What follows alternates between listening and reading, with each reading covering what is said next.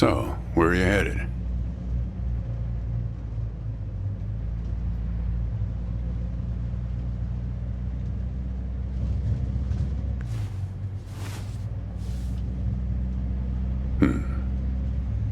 Not the talkative type, eh? That's okay. Most people I pick up are just waiting for their turn to talk.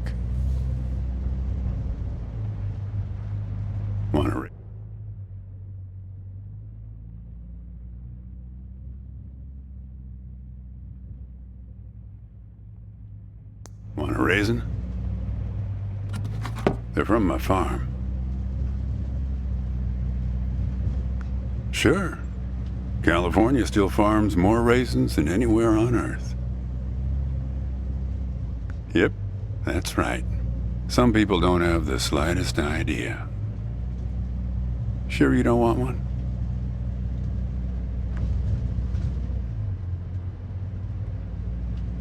You want to know the clearest evidence that reality isn't real? Raisins and grapes, man. They're the same thing, but they taste disgusting when eaten together.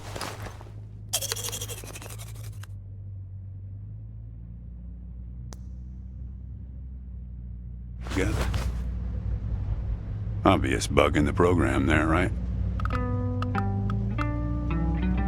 Memory is a slippery thing. Think about when somebody asks you about this ride later. Assuming you even know where you're going, and get someplace where somebody, "Hey, how'd you get here anyway?" they'll ask you. "Oh, I hitched." And your brain will flash back for a second when you say this. And it'll show you a frozen snapshot of yourself, sitting in this car, talking to me like we are right now. But which moment will it actually show you? Will it be this one? Or this one? Or this one? We think we remember how people really were, how our lives together really were. But when we think back to them, even the people we cared about the most, all we're doing is snatching moments out of the air. Just grabbing another raisin out of the box.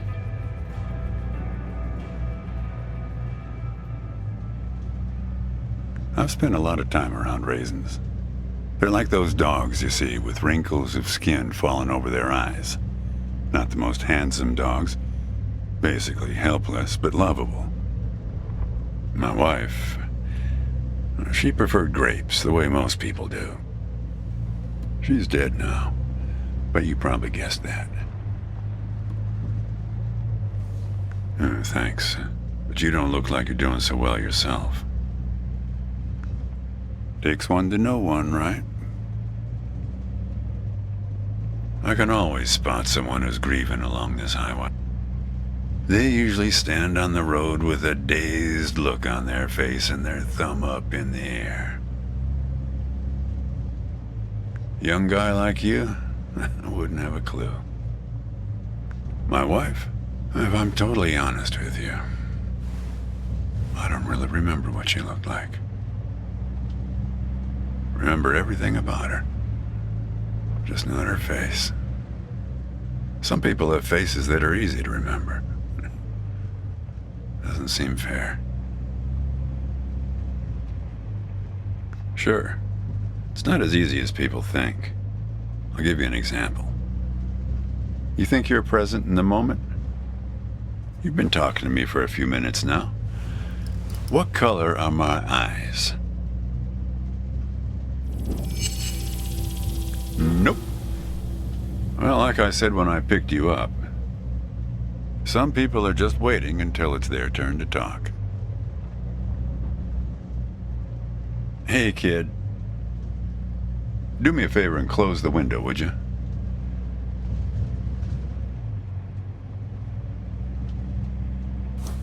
That's better.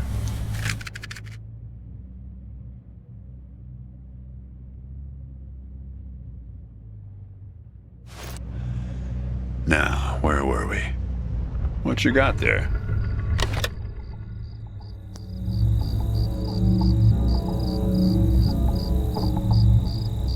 Just a matchbook, huh?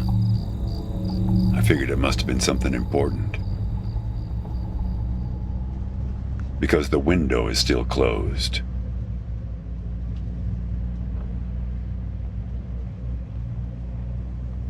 Yeah, fair number. But after a while, you start seeing the same few archetypes over and over. You got the numbnuts Kerouac fans. You got your autodidact blowhards. They'll talk your ears off. You got a lot of people from Cincinnati for some reason. You got your deadheads trying to get to some concert someplace. And then there's the water bottle person, always worrying that they're going to run out of water before they get where they're going. Still, you're the first hitcher I ever picked up who doesn't have a destination. Copernicus.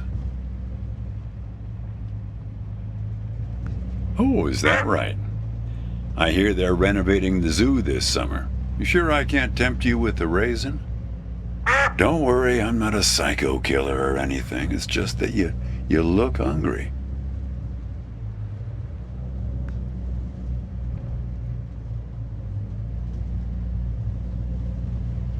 You know, when I was a kid, my brother and I used to drive our parents crazy on long drives like this. Our folks wouldn't let us listen to the radio in the car. So we used to make up these songs about food on long drives to pass the time. We had this one with about 30 verses, each about a different kind of grain. There was this one time when we passed a billboard for this new kind of bread. Challah bread. In hell they have a hell a lot of challah bread. In hell they have a hell a lot of challah bread. In hell they have a hell a lot of challah bread. In hell they have a hell a lot of challah bread. Oh yeah, that drove Mom and Dad crazy. Come on, join in. In hell they have a hell a lot of challah bread. In hell they have a hell a lot of challah bread.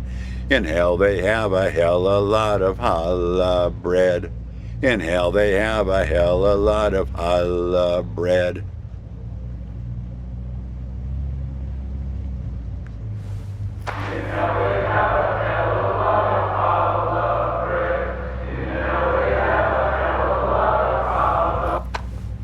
Actually, I'm beginning to understand my parents' perspective. Getting older is funny. It's like reading a book where less and less happens, but the writing gets better and better. You got that right, kid.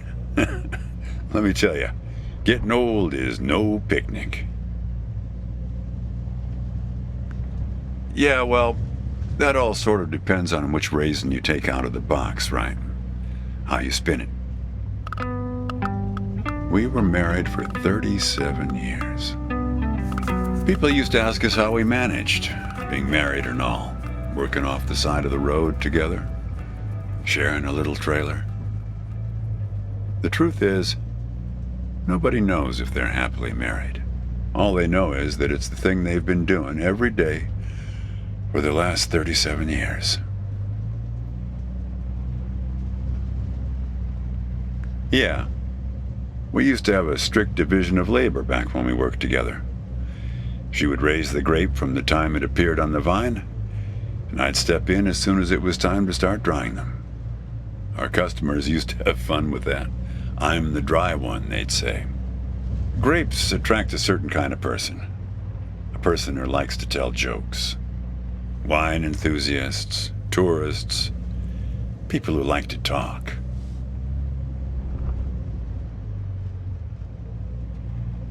There's a photo in that glove box there of us, standing in front of our trailer. It was in a magazine. One of those stories about vanishing farmers that always pulls heartstrings with the rest of the country.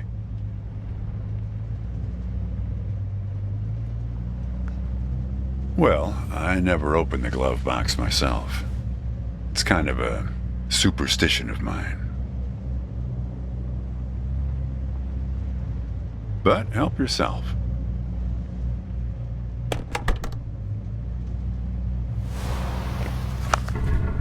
Hey, where'd you get that?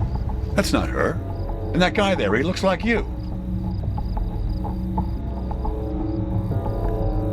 I don't know. I was going to ask you the same question, Copernicus. Did he... Who gave this to you? Well, I guess it belongs to you. You'd better hold on to it.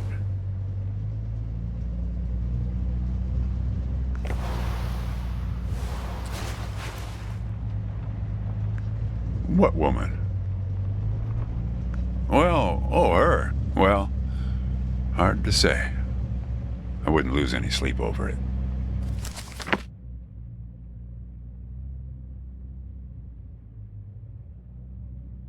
Well, hard to say.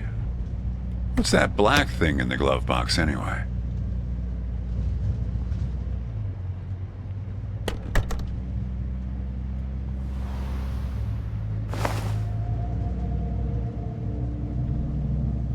See anything interesting there? A windmill, eh? No idea.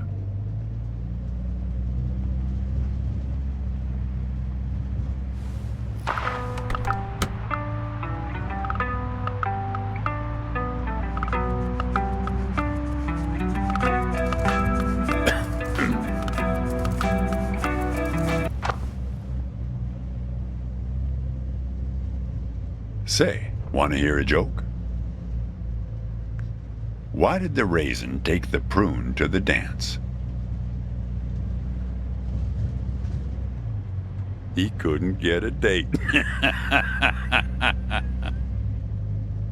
Hey, that reminds me. It's almost 4:30.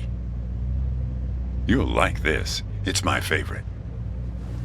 I once knew the hostess, Darlene. She used to change the tires on my truck on Highway 51. Welcome to another Interstate Riddle Hour. Here's our first riddle. Keep your eyes peeled, all you blacktop carpetbaggers. I fly, yet I have no wings. I cry, yet I have no eyes. Darkness follows me. Lower light I never see.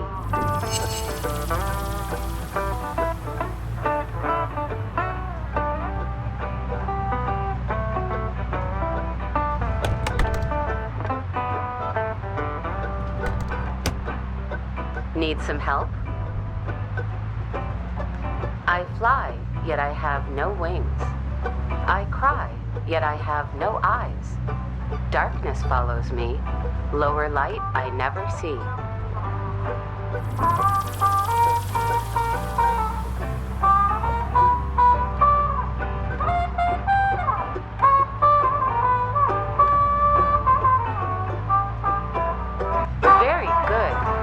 Here's our next one. A gatekeeper forever bound. He opens and shuts with a similar sound.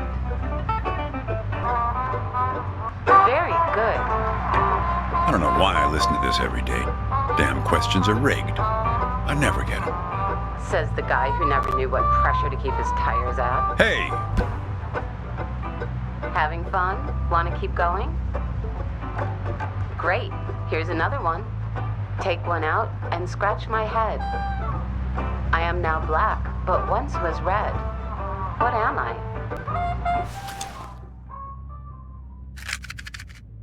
Well done. Okay, here's a tough one. I have 4 wings but cannot fly. I never laugh and never cry. On the same spot I'm always found, toiling away with little sound. What am I?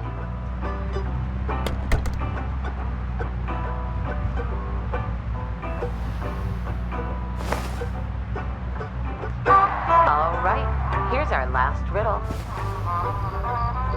He lies without touching the ground. Oh, come on, Darlene.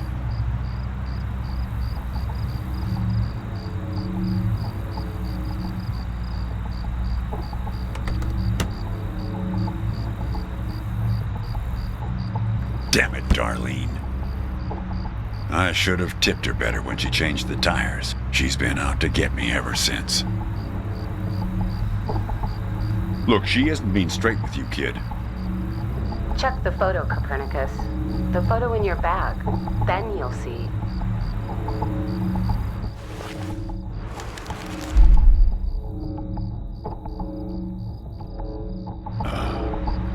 She's in trouble, Copernicus.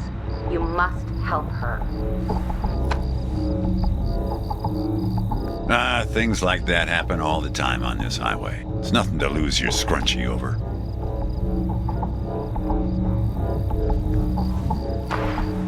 Little hour has now ended. I've helped you all I can this time. So long, Copernicus. Kid, I am sorry about your girlfriend. But I had nothing to do with it. It's just the opposite. I was sent to protect you.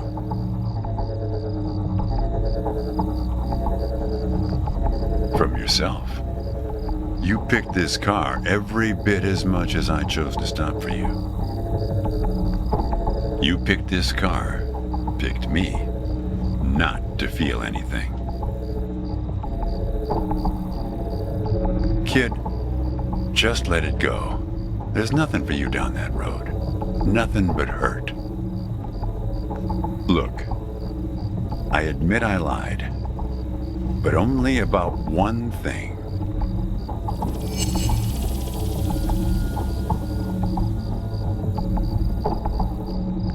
Yeah, we've met. Twice, in fact. Sure. You showed up at my trailer park taking photos. At first, I was a bit suspicious, since there were plans to kick us out and develop the trailer park into some kind of shopping center. But then it became clear that you'd been sent here by a magazine to do one of those stories about vanishing farmers that always pulls heartstrings with the rest of the country.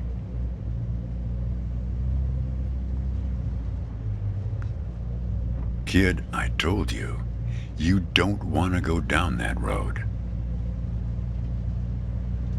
Well, there's one more lie I told you. We're not number one anymore. In raisin production. We were surpassed last year by Turkey. I wasn't afraid of the truth either, back then.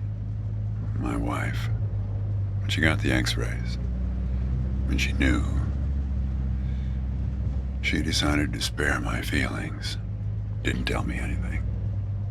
Hid the x-rays in one place I'd never suspect, because it was so obvious. Stayed closed until today, till you came along.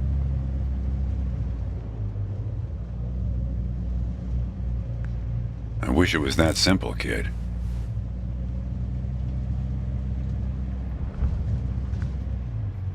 Hey, Chief, why don't you have a look here?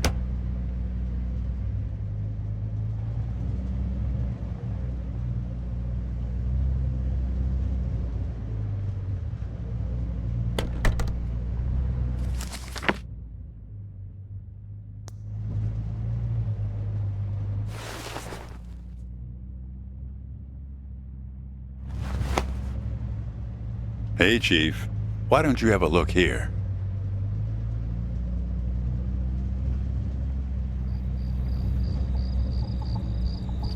He appeared on this highway about the same time you did. I guess he's part of what you're running from.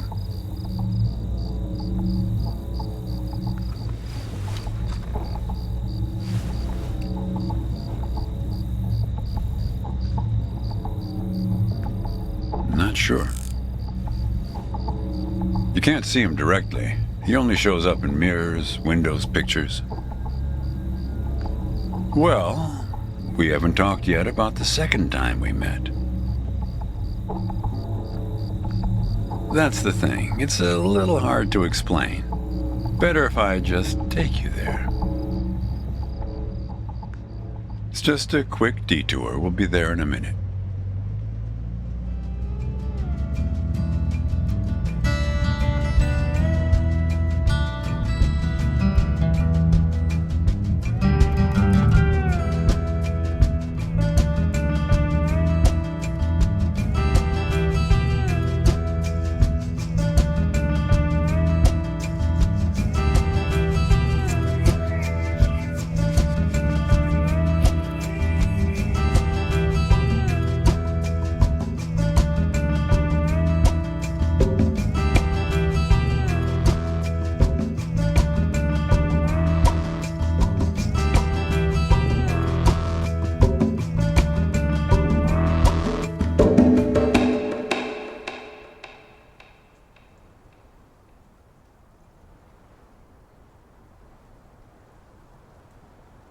A man travels along a road until he reaches a gate at the top of a hill.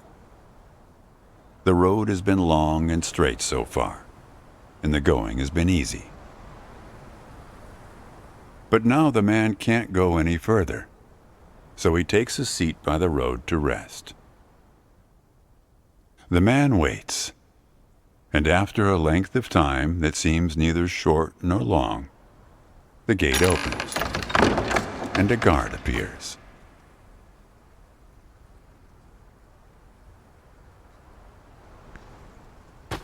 The man asks the guard for entry, but the guard says he cannot let him enter at the moment. The man thinks for a second and asks if he will be allowed through later. "It is possible," says the guard, "but not now." The gate now stands slightly open, and the man tries to look through it longingly. His journey has been easy so far, and he misses the feeling of the open road. The guard notices and laughs. "Even if you could gain entry, there are many gatekeepers after me. Some are much stronger than me, and I'm afraid to look upon them." So there the man waits, for days, months, years, waiting to enter. One day, when he's given up hope of entering, a single question occurs to him, one he has not thought of before. Why, he wonders aloud, are there no other travelers along this road? All these years, no one but myself has waited in front of this gate. The answer to this question comes from a voice near his shoulder. "It is you who made this gate," says a bird perched nearby. "So it exists for no one but you." "But why?" asks the traveler. "Why would I choose to stop here?"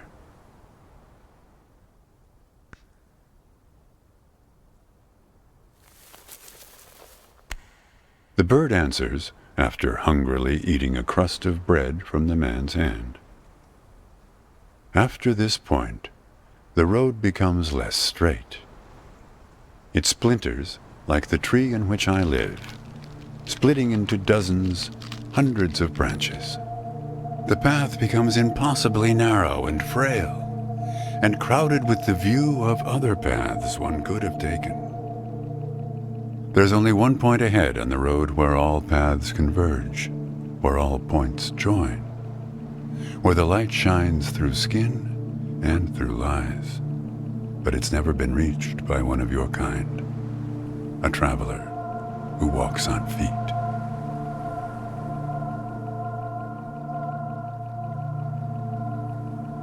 "Shoo!" cries the guard, chasing the bird away. "Don't listen to his nonsense." Having said this, he takes a seat next to the traveler, but not before closing the gate forever. So when you think about it, who knows how long we've been sitting here, just like this, on this road. Take it from me. It's better to face things with, what's it called again? Fortitude. Better not to feel too much. Want a raisin? You sure? You just need to get used to them. Life is like a box of raisins. That's some Forrest Gump type wisdom for you right there. Here, I'll leave the box open for you. Help yourself.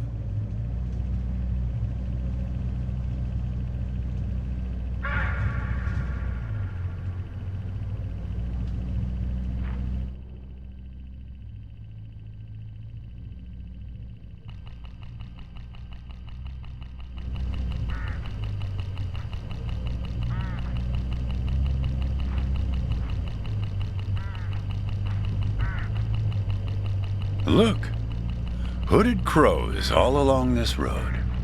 I have to chase these for my farm every harvest.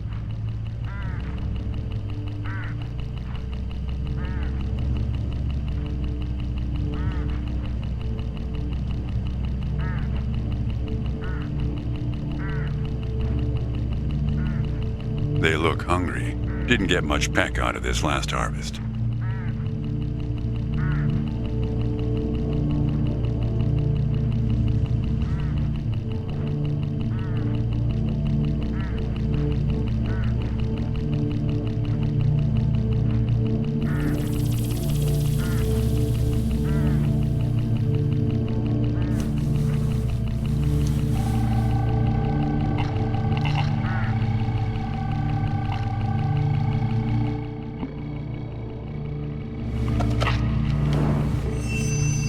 You don't want to do that, kid.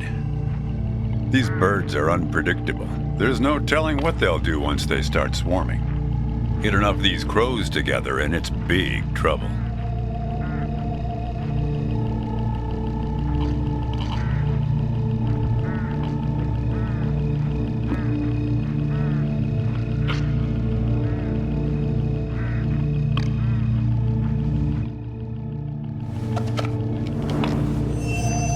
You're making a mistake, kid.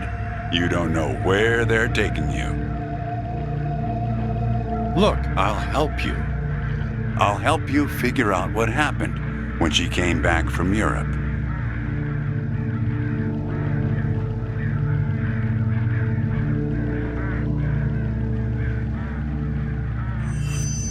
Great.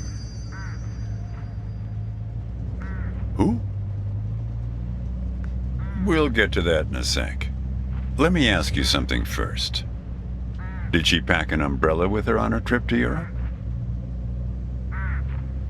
Traveler's checks or cash? If I am, it's for your own good. Want to hear a joke? Why did the raisin take the prune to the dance? Yep, good one, right? You know, when I was a kid, my brother and I used to drive our parents crazy on long drives like this.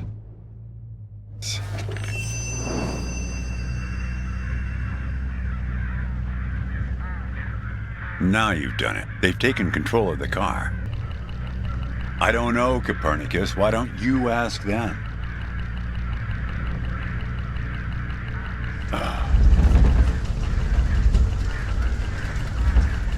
We're at my farm, Copernicus. I had a funny feeling the moment you looked through those binoculars. Well, they're pulling us around in circles. They're afraid of the scarecrows I put up here last summer. They want to take you, I suppose, to that windmill in the middle.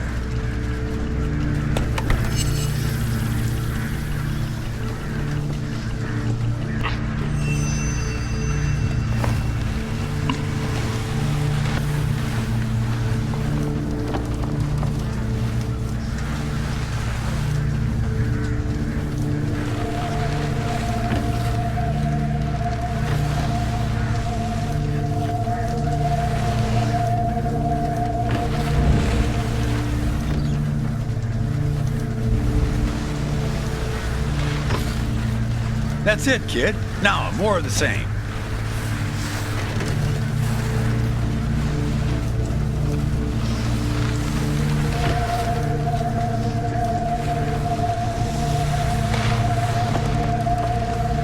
Almost there.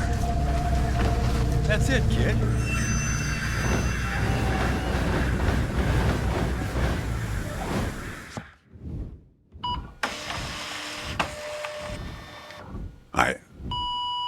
I think it's for you.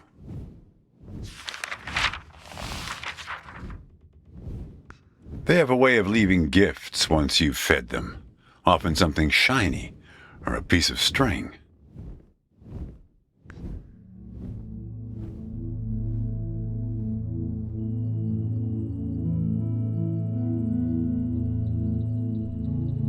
I'm going away for 2 months. I'll be back before you know it. It's practically a cliche. Going to Europe to have new experiences, and yeah, it's corny, but maybe find myself. I guess I'm just worried that you'll find yourself but lose me along the way. I'll be back before you know it. Promise. Here's a security deposit. What a weird box. Did you win this at the circus? It's great, right? I'll send you something special from Europe to put inside, so you know I'm thinking of you. And then we have our road trip together when I get back. You won't miss me anyway. You have plenty to keep you busy, like that job in California. The story about the vanishing grape farmers. You're right. I'm worrying too much. I love it. Does it lock? In some other world, it must, but not here. Okay, trade you a memory box for your Polaroid. Say cheese.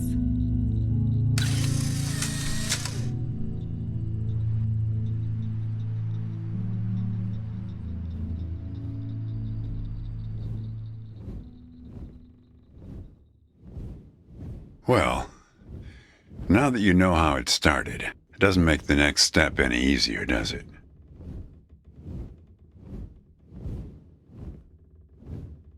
Listen, I disapprove of just about every choice you've made on this trip.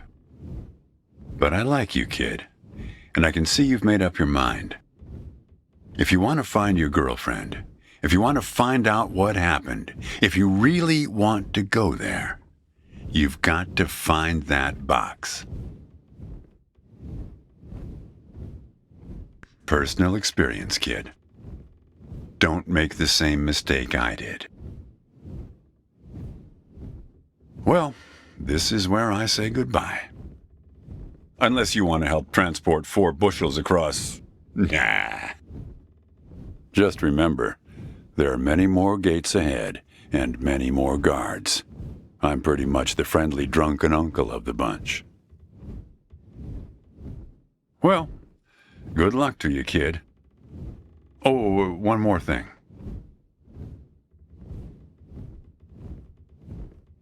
What did the grape say when he got run over by the car?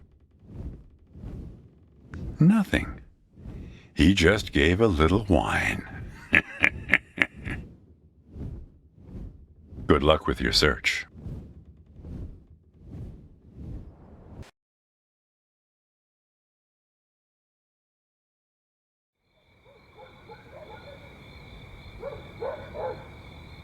It's the second house on the right here. No, wait, the third. Don't you remember where it is? I thought you spent your whole childhood here.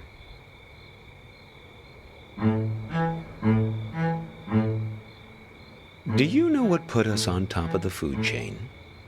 Do you know? And please, don't say opposable. Plenty of animals have those. Possums, koalas, something called the waxy monkey leaf. They're nothing special. Forget about thumbs, okay?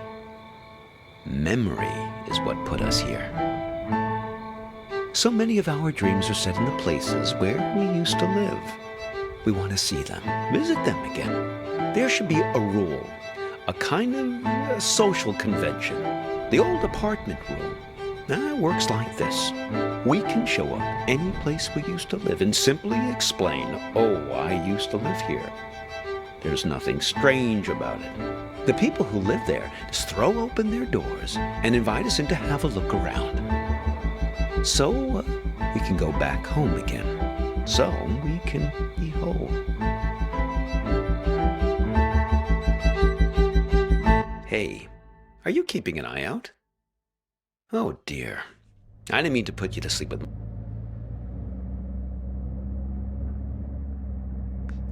No offense taken. I've been told I have a way of putting my students to sleep as well. We're looking for Asper Street. At least it used to be called that. The problem is that a few years ago they rearranged all the letters of the street signs in this neighborhood. Very impractical. I didn't catch your name. Time hops. Yes, that's what everyone calls me. Everyone except my students, of course. Just a second. Let's find this Asper Street, please, before we begin our inquiries. Like I say, they might have rearranged the letters a bit.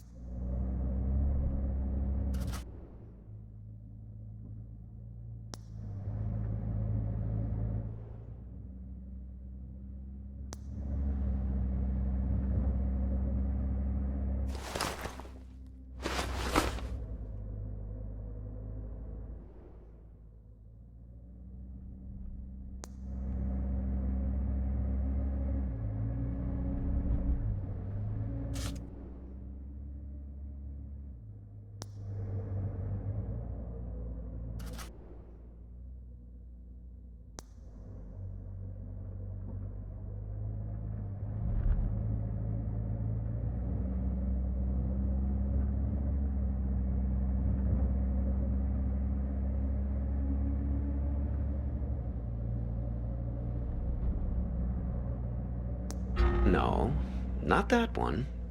Asper Street, but jumbled up.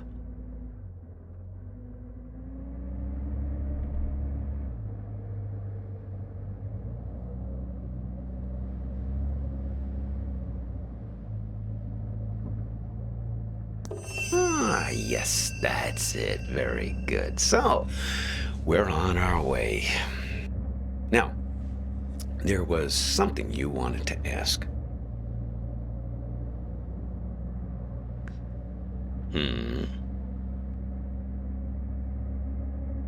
Yes, then it's going to turn out that big surprise. I do know you.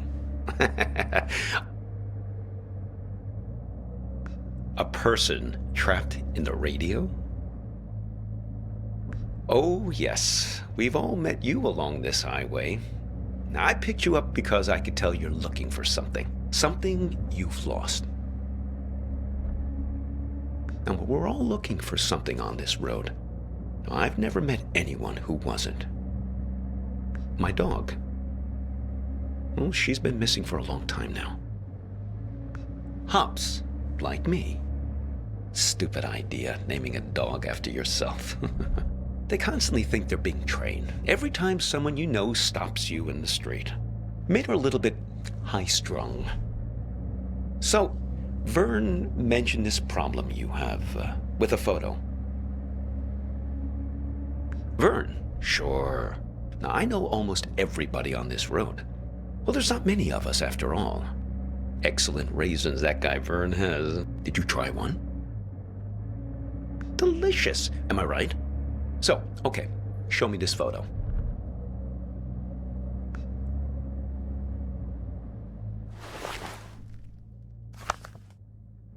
So, you're looking for her.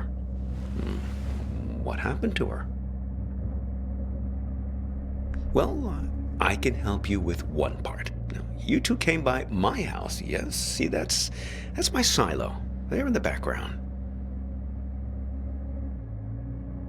Yes, I got a lot of dogs. After a while, the kitchen got completely full. I'm not very good at getting rid of things, as you can see. Anyway, I invited you two in and put the kettle on the stove, but you never wound up making it through the front door. There was some kind of argument. No, just you two doing the arguing. She suddenly had to take a call. You got impatient.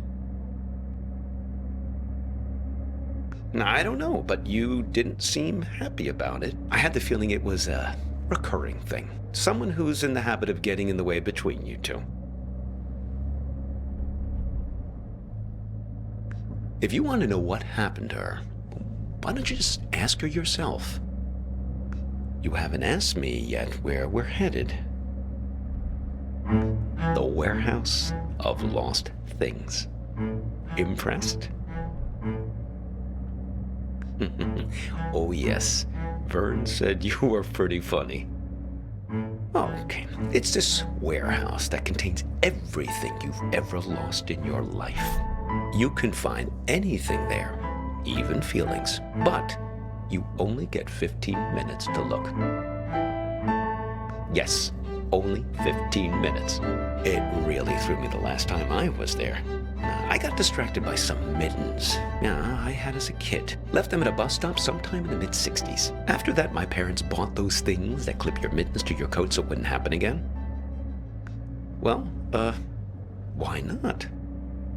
Shamanic tribes of the Amazon believe that in order to heal, you have to journey into the other world, find the thing you've lost among the spirits, and bring it back. Now, and to think about all the things we misplace.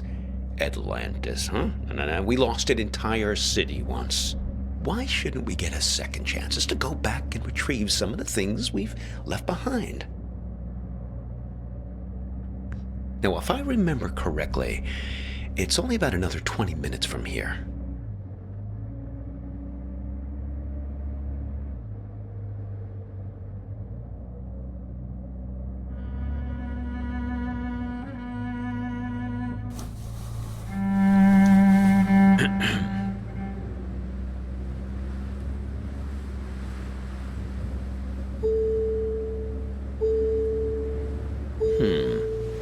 peculiar.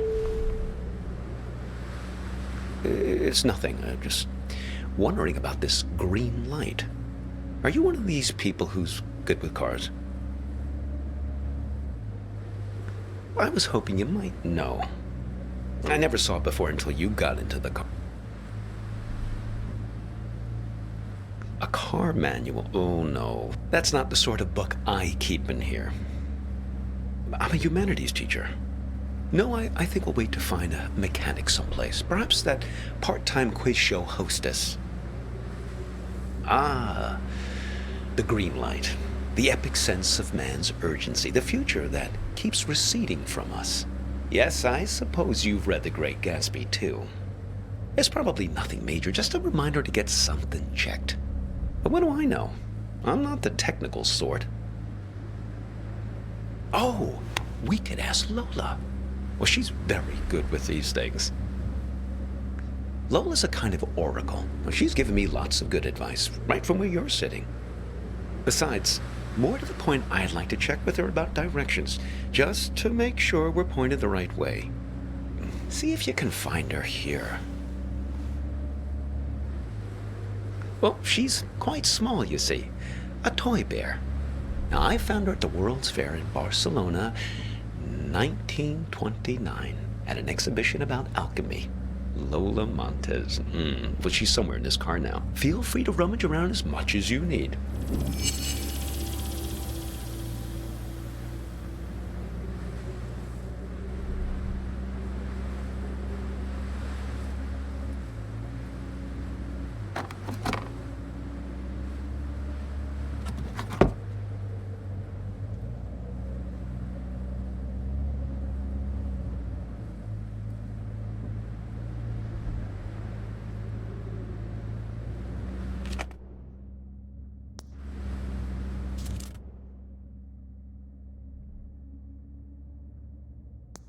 Just have a look, please, at that stuff on the floor and see if you can locate her.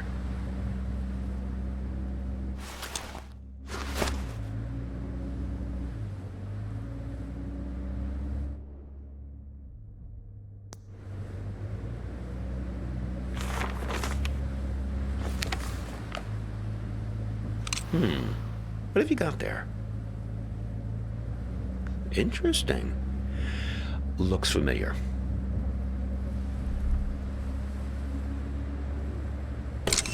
There she is. Ah, Lola.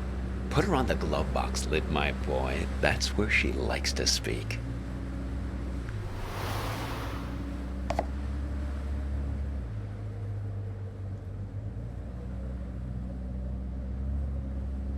Yes, sometimes directly, sometimes in a more of a roundabout way. Lola dearest, now I'm here with this young fellow here, and well, the warehouse. Now, it's left up here on Concord Avenue, right? She's not ready to talk yet. She's lonely, and she misses her friends. Fellow memory objects. That's her preferred company. Trinkets like her, lost and found many times over the years, imbued with the memories of everyone who's ever claimed them as their own. Get enough of them together, and things start to get interesting. The present moment peels back like wallpaper to reveal the past behind it and the future ahead. Her and her friends, yes. She's very good. She even remembers my dog's names. Well, it depends on how many are missing at any given time. Currently, Hops is the only one who's out of pocket. She's been gone for almost 9 months. I'd very much like to find her. Well, no, I couldn't look for her these last months. I got a bit detained. Yes, it all started when I was buying some tube socks. I was on the escalator, trying to leave the mall. Do you ever have that thing where you buy something and you know it's the right thing, but you start worrying about it just as you're leaving? I was staring at the socks, wondering if they were the right length. Now, I knew they were, but I must have not been paying attention. because suddenly I slipped down that crack at the end of the escalator, right where you're supposed to step off. Yes, exactly the thing kids are always worrying about, getting sucked down the escalator. Well, first quite quickly, and then very slowly. Before you know it, you're banging around in the chute, and then you land at the bowling green. That's what they call the entrance. That's a little area with some onboarding materials and that fake grass carpeting, so the landing isn't so rough. It's the most fantastic place. Under the escalator, just vast. Like falling out of bed and landing on the moon.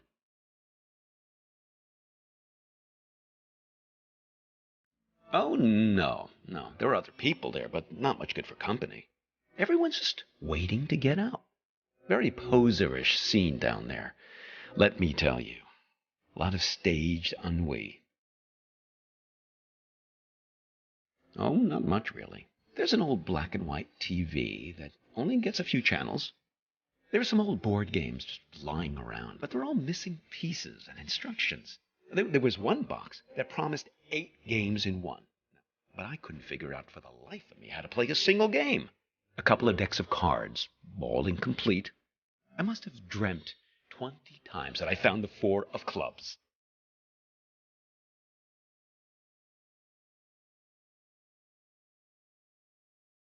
Well, they open the escalator every year on January 1st. To clear everyone out. They used to do it more often, but then, well, yep, budget cuts. I fell in the beginning of April, one of the last cold weekends of the year. Really tough thing to get your head around, being trapped in there almost a whole calendar year.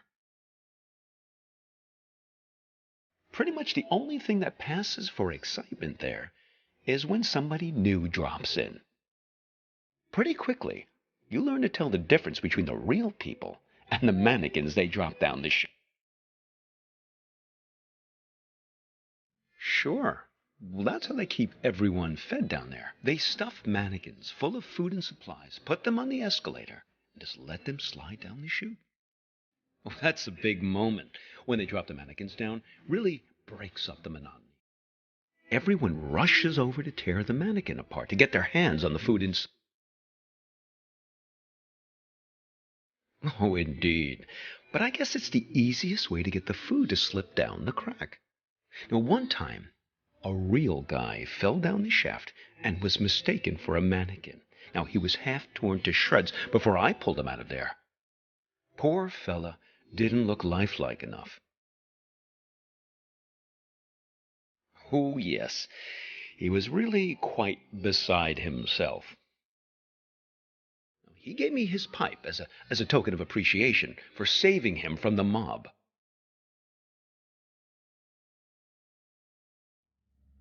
Well, I still keep it in my pocket.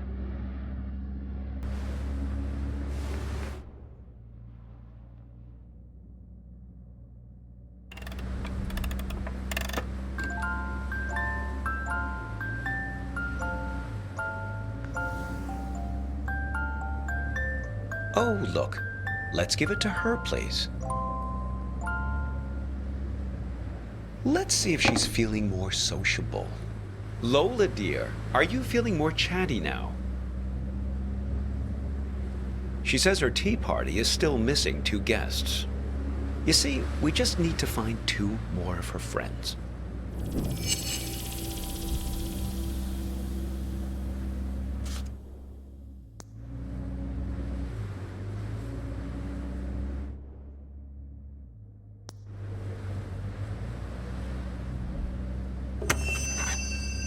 Of course. My audiobook about the Gulag makes perfect sense. Only one more object to find now. Oh, well, it's something I used to play for her in the car an awful lot. There was this one story she used to adore. The story? Well, it's about 2 guys. In a way, 2 guys like us who were side by side, both waiting for something to happen. Now, these 2 fellas were both prisoners in the Gulag. do you know what the Gulag was? So, the Gulag camps were off in the middle of nowhere. You could escape, but then what would you do? Well, you'd starve to death. So there was a trick. It was called the sandwich. Now, say you and I wanted to escape the Gulag. Two guys like us, friends. We'd recruit another guy, a third guy, to escape with us. Now, preferably a nice, fat, buttery guy. The fat guy was called the sandwich because the idea is that the two buddies, us, we'd kill and eat the sandwich on the way home to survive. It's great, right? It's great. Maybe I didn't tell the story right.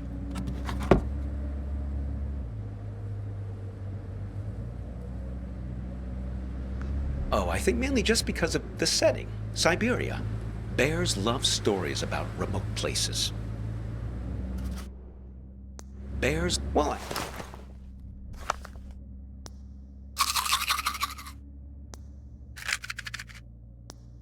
I haven't told you the best part yet. Well, there was one time these two guys escaped with a sandwich. But there was a problem. They finished the sandwich too soon. Didn't ration him out long enough. He was all gone. And they still had days to walk through the Siberian tundra.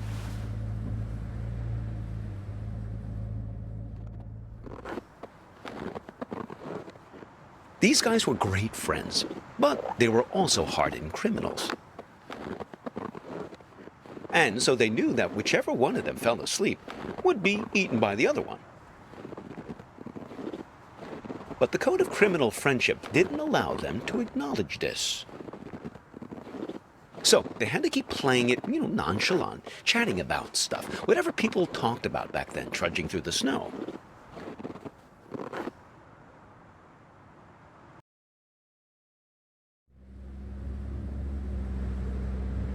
Who? Oh, those two convicts. Oh, no. One of them fell asleep and got eaten by the other. But it's their ability to keep face that I always think about. Their honor that couldn't admit any suspicion.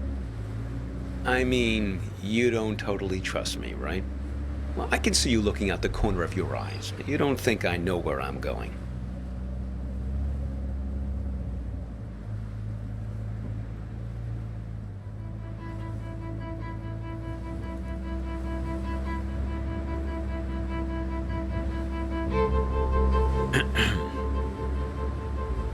Listen, can I ask you an honest question?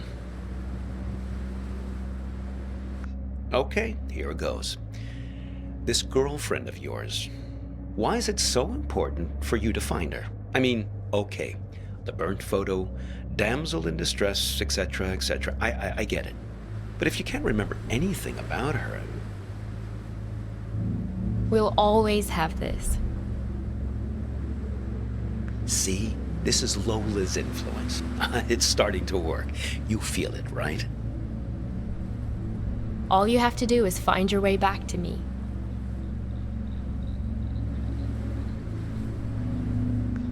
Let's keep him as our pet. You two didn't even mean to capture it. It just flew into the empty bottle.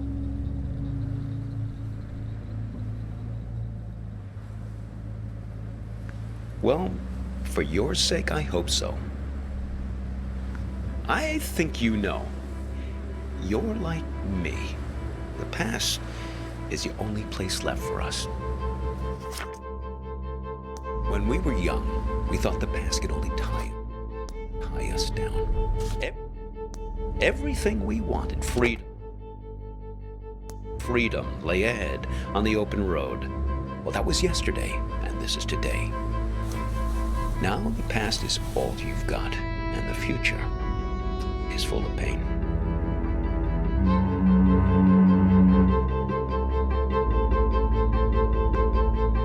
Well, when we get to the warehouse, remember to keep an eye out for a firefly in a glass bottle. It shouldn't be hard to spot. They tend to keep that place pretty dimly lit.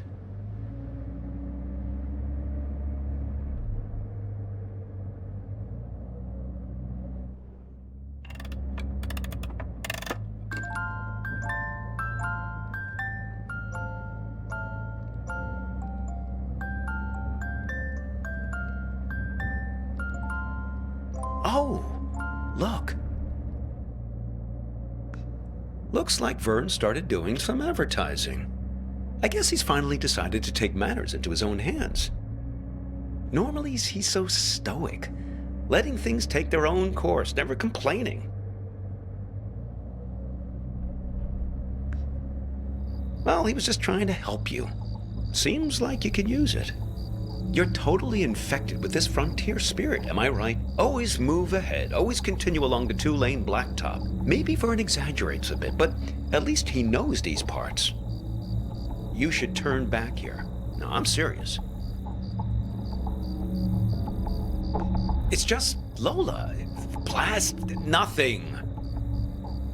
Someone changed the street signs. Him. He's been here. I swear it was the second left past the red house. But don't worry. We'll find it. It's right around here. No, it seems to have disappeared along with the car manual. I just want to find my dog. These streets all look the same. This is worse than falling down an escalator. Here, take this. See if you can figure out which way is east.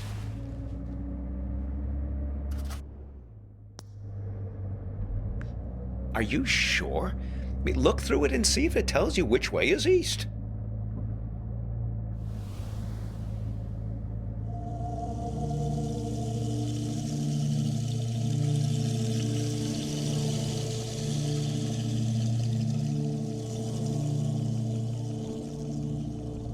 No luck, huh?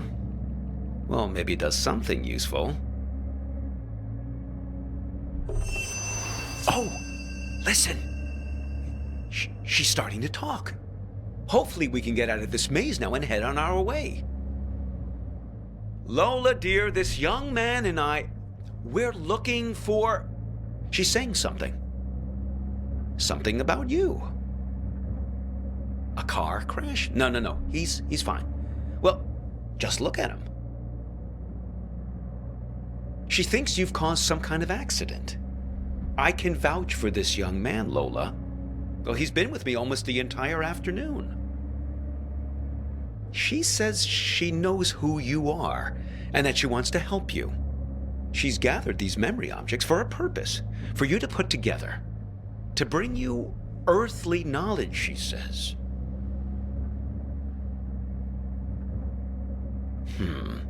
Very peculiar. Very peculiar.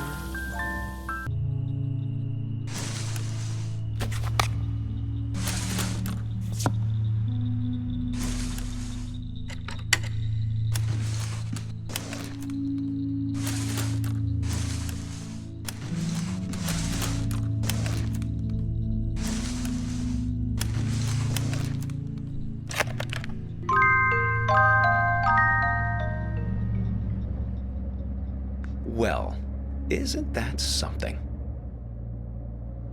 It's alchemy, my boy. Art. A camera. Your means for turning water into wine, redeeming the past, renewing memories. Well, nothing needs redeeming more than the American suburbia. Now, am I right? Americana, where the surreal intermingles with the mundane. Here's your chance, my boy. Create a photo journal. Win some awards.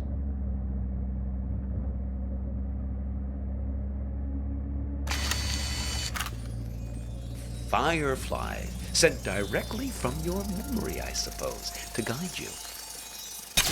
Oh, hello there, Lampiridine.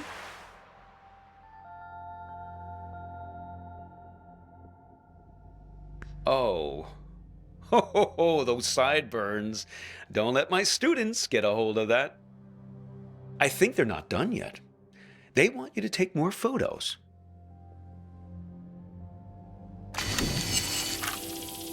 They want to show us the way, but they can only do it through photos.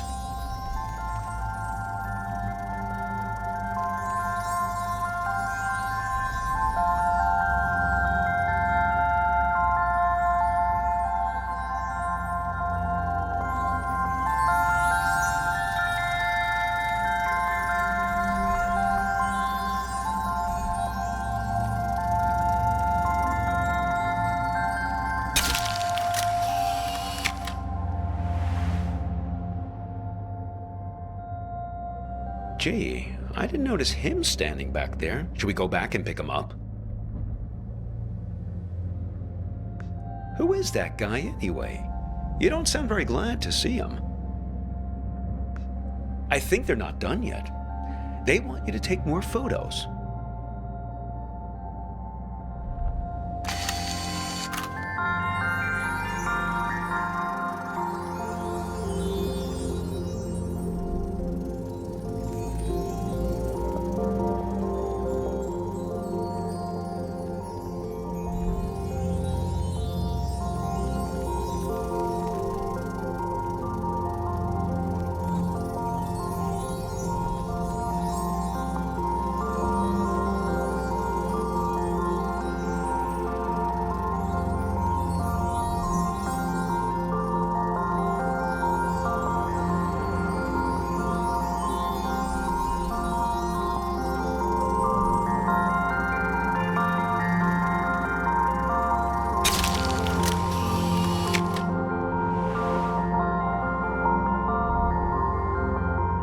Trading post, huh? Interesting proposition. I expect you get something rather valuable in exchange for this particular camera.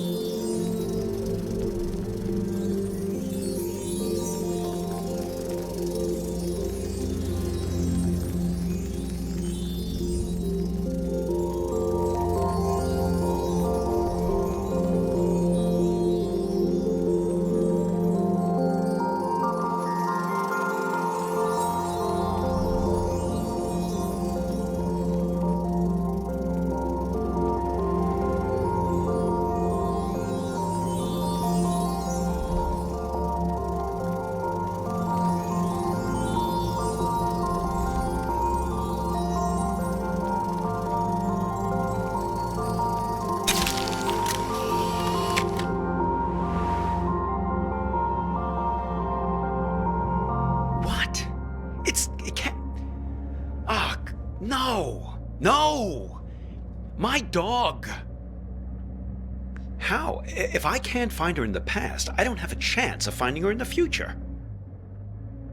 Oh, that was just nonsense I said to cheer you up. I just want to find my dog.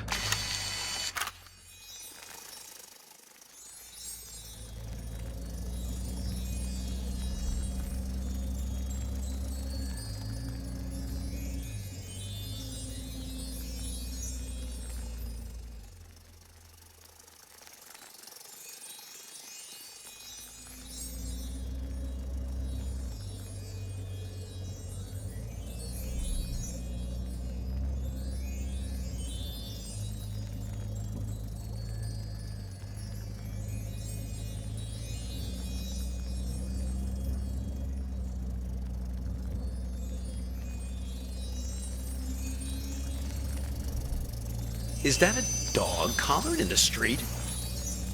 I suppose, but what's happened to her? She's invisible. She's lost in time since the warehouse closed its doors. That's it. Capture her with that camera of yours.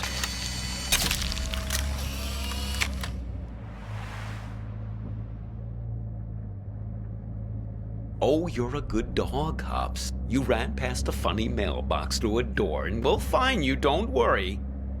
We've got to find that house.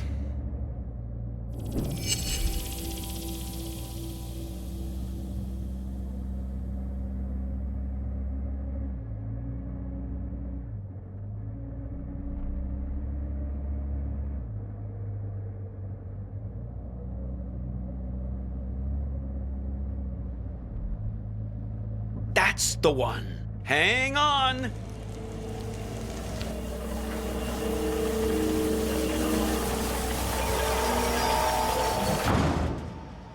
Look, the silo. That's my house. Funny how you can come upon the very place you live and not even recognize it. All depends on the angle you... Hey! There's Hops! Thank goodness. Oh, I've almost got her back. Listen, I didn't realize the warehouse was closed, but we must do it again. Now you have to promise me, pinky promise, that we're going to meet again in a year, okay?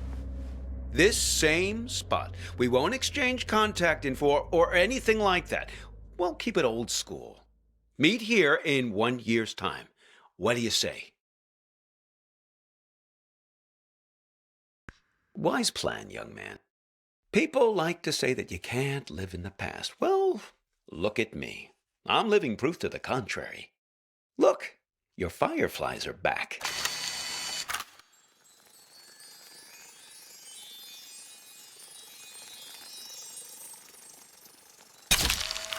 Seems like they're waiting to give you one last memory.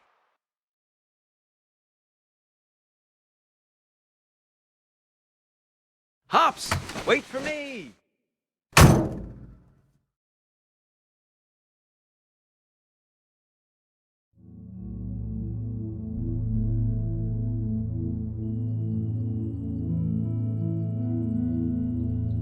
I just think it would be fun to ring the bell. I lived here my entire childhood. I feel like I have the right. Sure, but we better make it quick. Lots of driving to do still. Hello. What can I do for you two? This is gonna sound funny, but Not at all. Come right in. oh, sorry, I've gotta take this.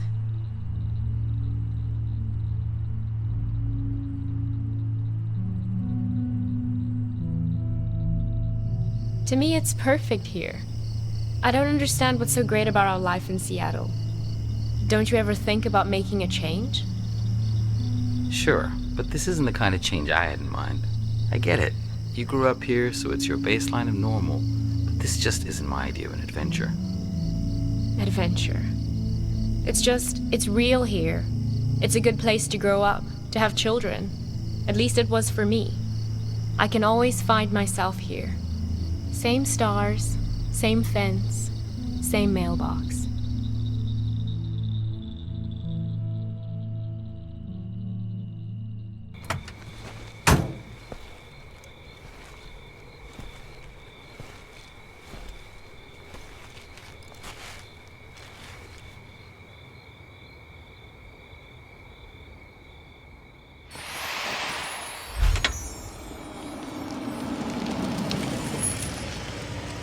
Hey, you need a ride someplace?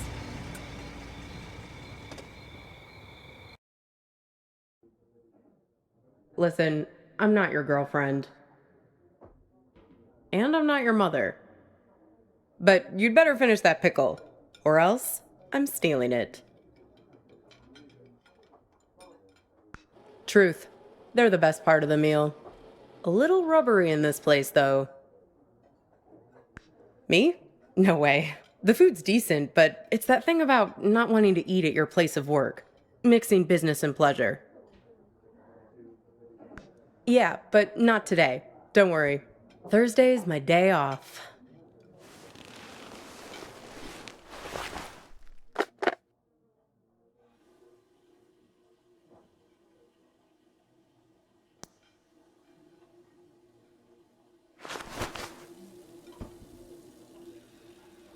That's okay.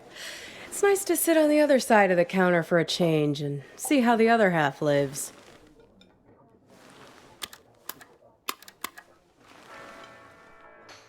This music, isn't it dreamy? Still, I can tell we have some things in common. We both have to live by our wits. Hitchhiking isn't an easy trade. Waiting tables isn't either. I'll show you what I mean. Corned beef hash with 3 eggs over easy, whole wheat toast and hash browns. 2 eggs scrambled with bacon, sausage, English muffin, and french fries with mayo instead of ketchup. 3 eggs over easy with well-done bacon and a side salad, hold the toast, Greek omelet with well-done hash browns and white toast, a short stack of blueberry pancakes, coffees all around, and 1 Diet Coke. So, how many orders of toast were there?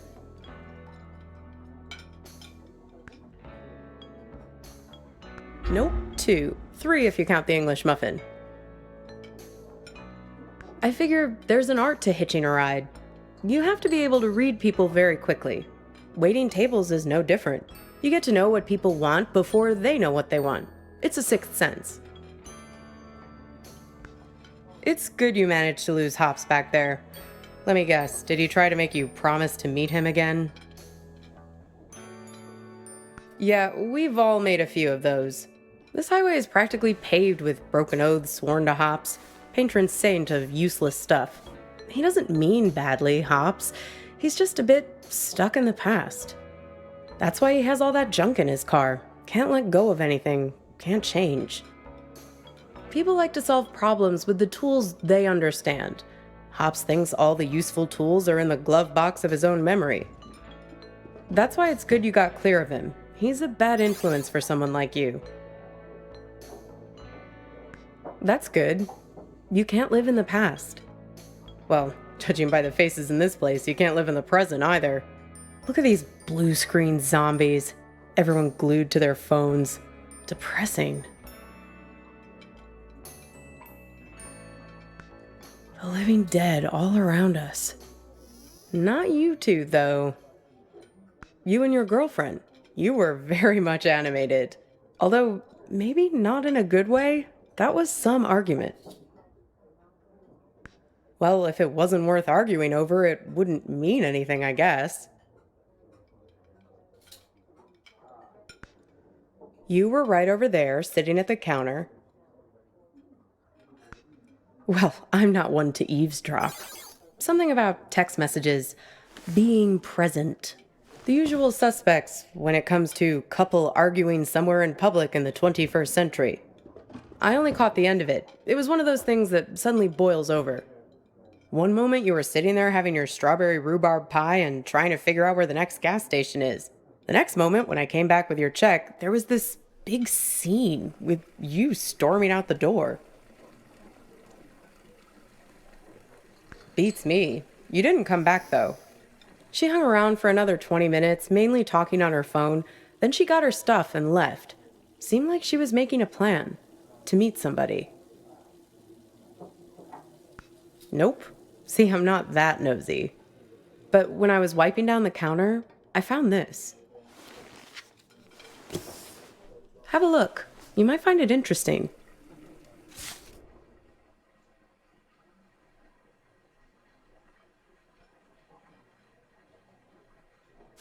Weird, right? Gets weirder, though. Check out the back.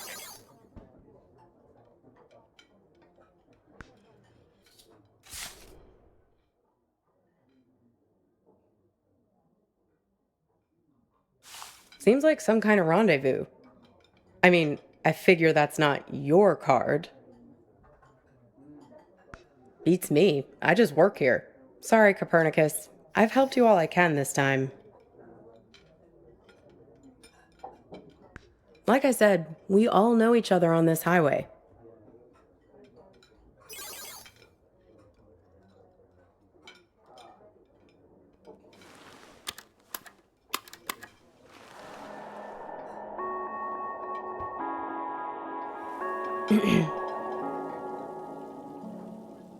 Pass me the menu, will you?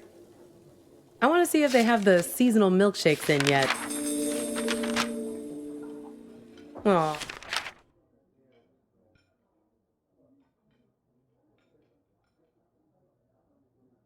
Aw, look at that. It's like a little map of your adventures. How convenient. Even your gas station is there. Did you notice? It's a typical sign, you know, of a lucid dream. Random happenstance, strange coincidence. This might be a good time to test if you have superhuman strength or can fly or something. I think I'll have peppermint mocha or vanilla caramel. Sure.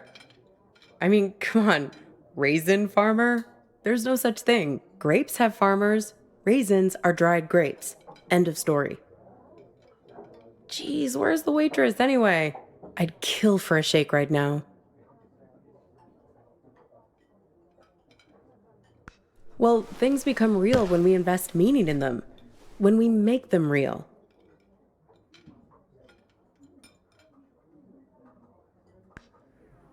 There's a poem about this. A guy is having an argument with his friend. He's freaking out because the meaning of every word, everything, every idea seems to be falling apart. After a while, I understood that talking this way, everything dissolves. Justice, pine, hair, woman, you, and I.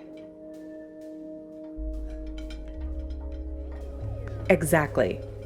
Booth, menu, you, I, mustard, mustard.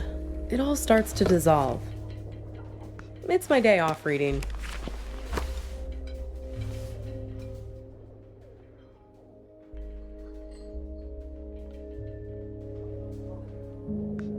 Well, he remembers this lover he had, and that helps him get his head screwed on straight again. Well, in a sense. It's more that he thinks back to what it was like when they were together, and the different memories come together and leave him with a sense of specificity.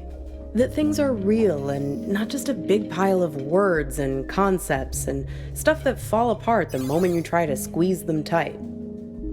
He thinks back to when he was a boy and remembers this river where he would try to catch the little orange silverfish called pumpkin seed. But you do. Just repeat after me. Pumpkin seed. The memories are real. Look at me. Don't forget me. See me for who I am. Pumpkin seed. You wouldn't believe how much people project their weird bullshit on me. It's the curse of the diner waitress. Less a real person and more a blank screen.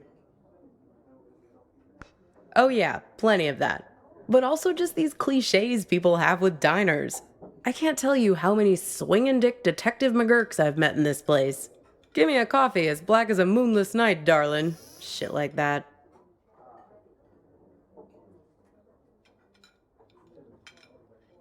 Everyone has an agenda. People think they come to a diner for food, but they're really looking for something much more profound. They want something, and at the end, they settle up. You bring the bill, and they have the chance to make good again. Everybody wants to be forgiven. It's a simple transaction. You're no different. Well, there's that box you're carrying around and want to get open.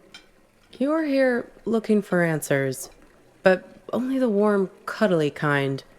You're not going to hang in when it starts getting heavy. This whole modern problem of people not really being present, it's everywhere. And technology only makes it worse.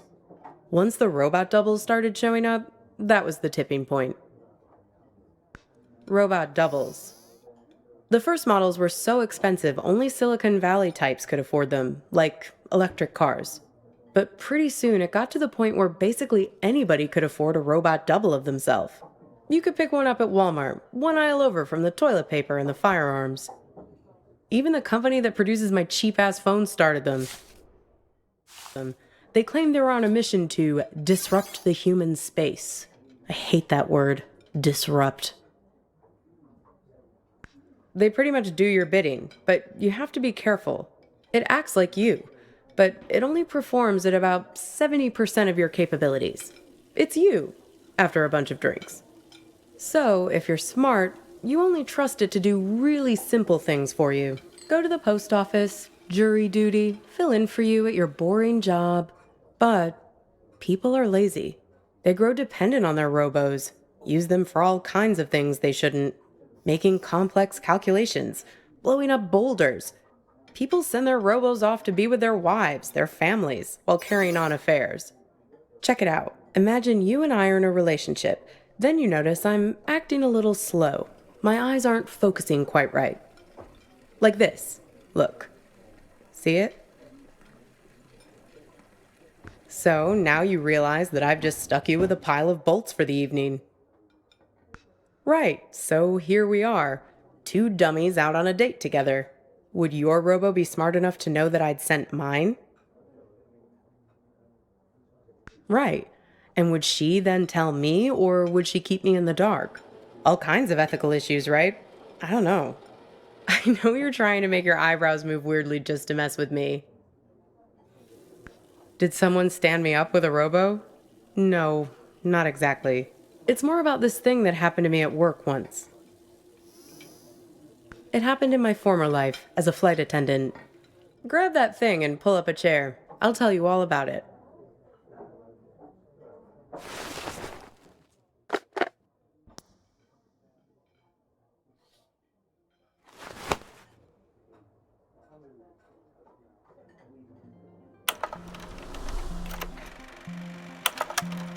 You feel like a sack of bolts yourself doing these safety demonstrations.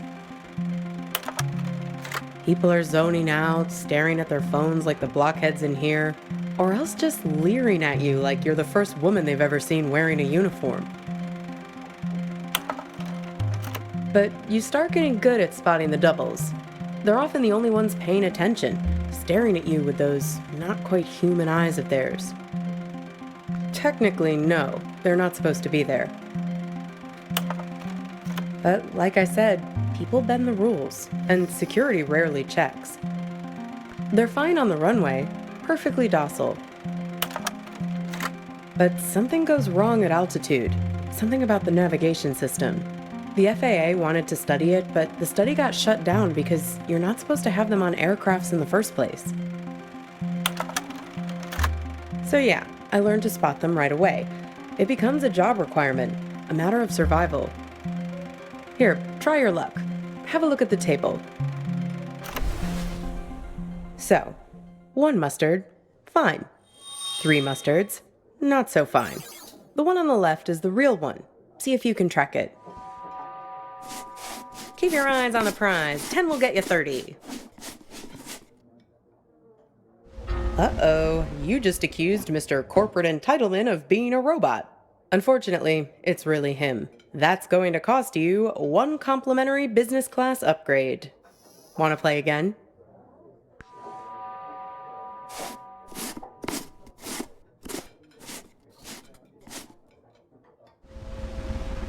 Very good. You have successfully enforced airline regulations. Want to play again?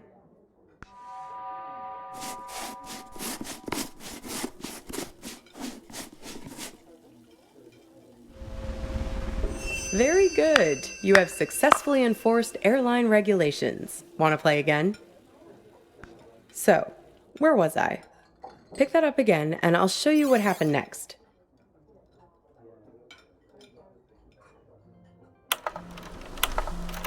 One time, we were doing a flight into Galveston, and we had a sudden drop of cabin pressure about 100 miles from our destination. No, but imagine this. Everyone's freaking out. I'm trying to help a girl with her arm in a cast to get her oxygen mask over her head. Suddenly, I'm aware of this Frankenstein monster lurching towards me. The robos, they're like an army of the undead. I don't know if they were affected by the sudden change in cabin pressure or what, but they just lost their shit. People are screaming, and we're huddled together like a band of villagers with pitchforks to fight these things, throwing crap at them from the drink cart, locking them in the toilets, and so on. Luckily, they started fritzing out on their own, like Hal in 2001 when his brain starts melting. Let me tell you, as soon as we got over water, adios! Out you go, robos! Threw them right out of the cabin doors.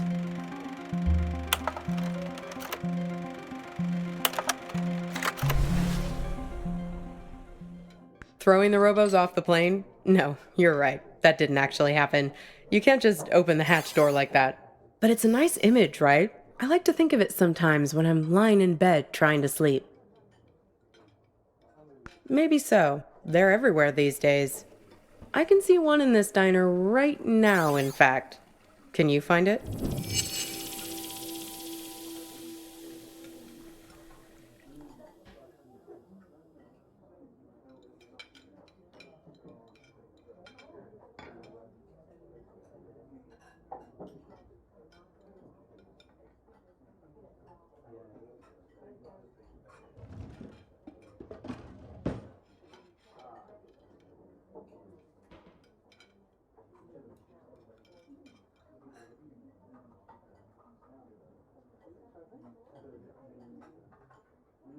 That's right, the king.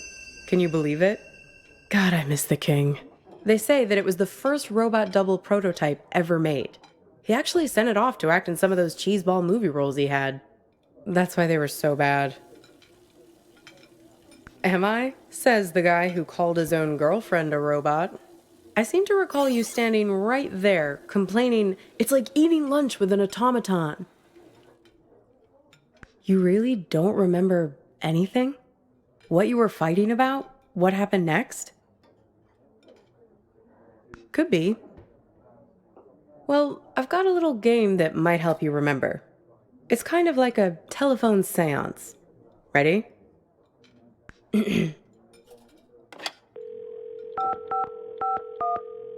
Hello? Is that you? This is your girlfriend. Yes, it's me. I'm calling from beyond the grave. Why'd you bring me back here, of all places? Of all the restaurants we've been to? Couldn't you have summoned me to that place with the sour cream pierogi? See, I told you this is a good game. Okay, so, I'm your girlfriend. Somehow, I'm not with you now, and you don't know why. Except, I am with you right now. That pretty much sum it up? No, this is my game. I get to ask the questions first. What's with this gas station you're trying to get to? What are you hoping to find there?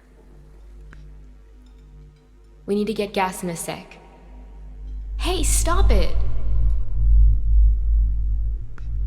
It's like we spend 1 year falling in love and the next 4 breaking up, right? What took so long?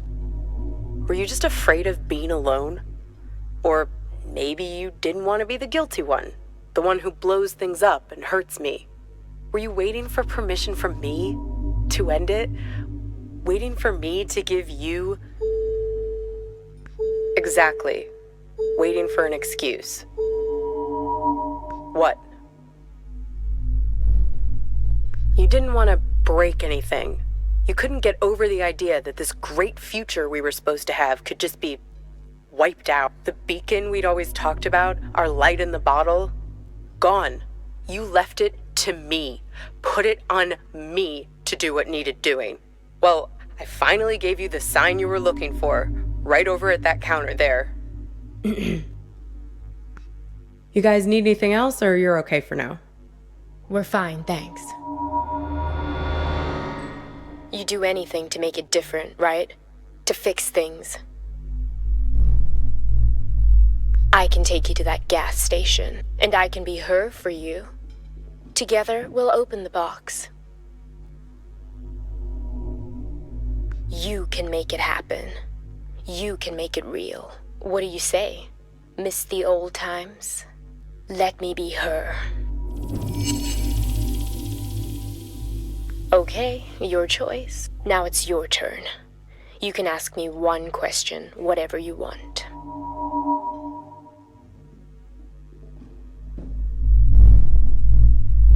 The man on the phone.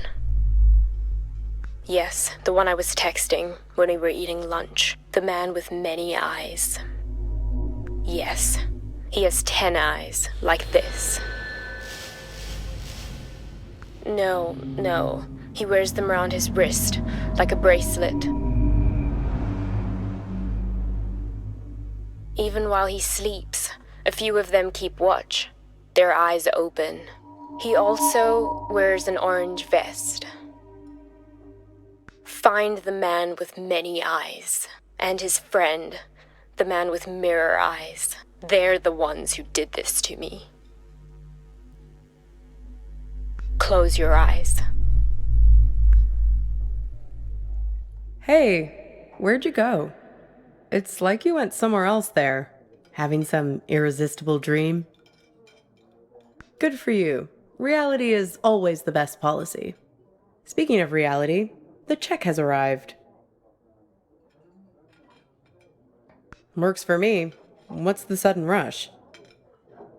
Are you sure? If you're lucky, maybe she hasn't even gotten to the gas station yet. Well, the card has Thursday 4 p.m. written on it, right? That was 2 days ago. And need I remind you that today is... Yeah, if we leave now, we can beat her there by nearly an hour and find out who's waiting for her. Well, that's easy. If I'm made up to look like her, he'll give himself away as soon as we arrive.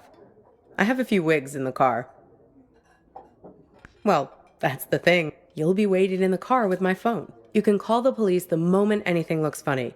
And like I told you, I'm an expert shapeshifter. Come on. Time to be forgiven. And time to hit the road. Time to pay the check so we can get out of here.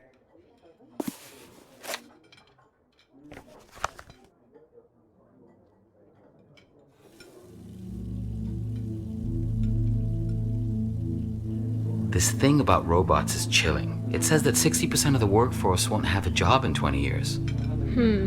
Hey, can you put down your phone for 3 seconds? I'm trying to have a real human connection with you, and you're so tuned out.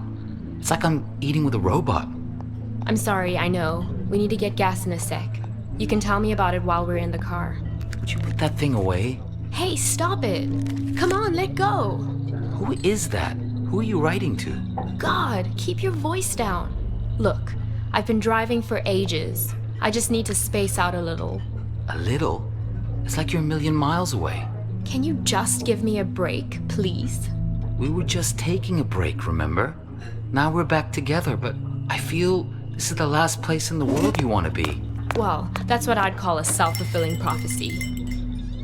Ain't love grand? Come on, let's get out of here.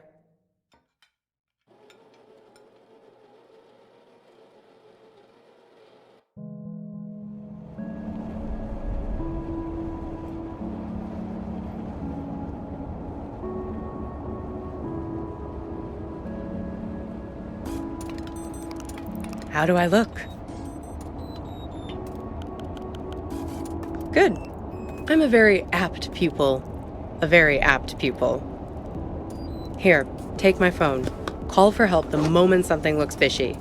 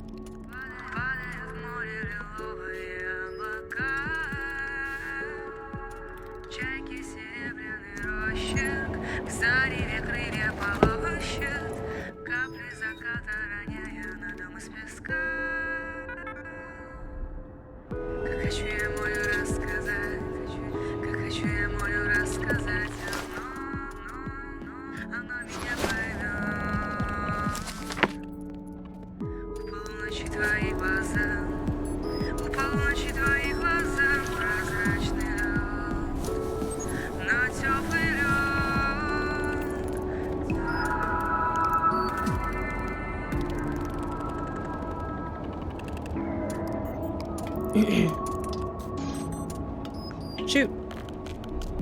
Right. I did, yes.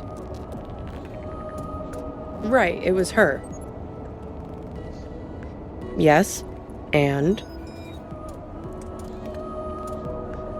Listen, there's something at the end of this road that you don't want to find. If you only wanted to find it, there wouldn't be all this conflict. Drivers lying to you, drugging you with raisins, all the little glitches, things that don't make sense, the static. It's hardly been a smooth ride, has it? I'm just saying, there are two sides to every story, right? The argument back at the diner, maybe there was something missing for her. Something missing between the two of you. Fine. We can continue barreling along the highway if that's what your photos tell you. So, what did you learn back there from your photo? Oh? Oh, you have my phone. Why don't you call it then? And you think he's also this man with all the eyes? Hey, you said he has 10 of them, right? Have another look at that card. 10 little eyes. See him?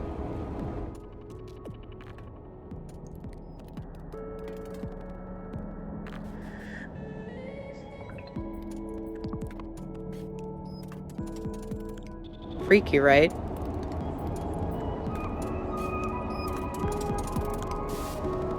Well, almost there now. Time to get in character. Sure, I can't see a thing. What gives? I can't. The car is jammed somehow.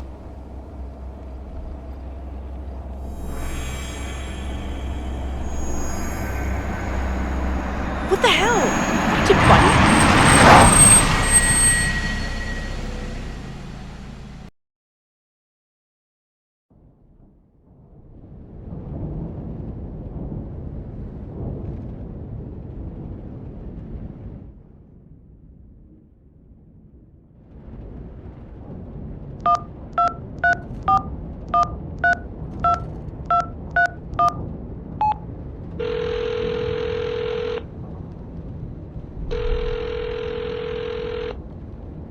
Hello.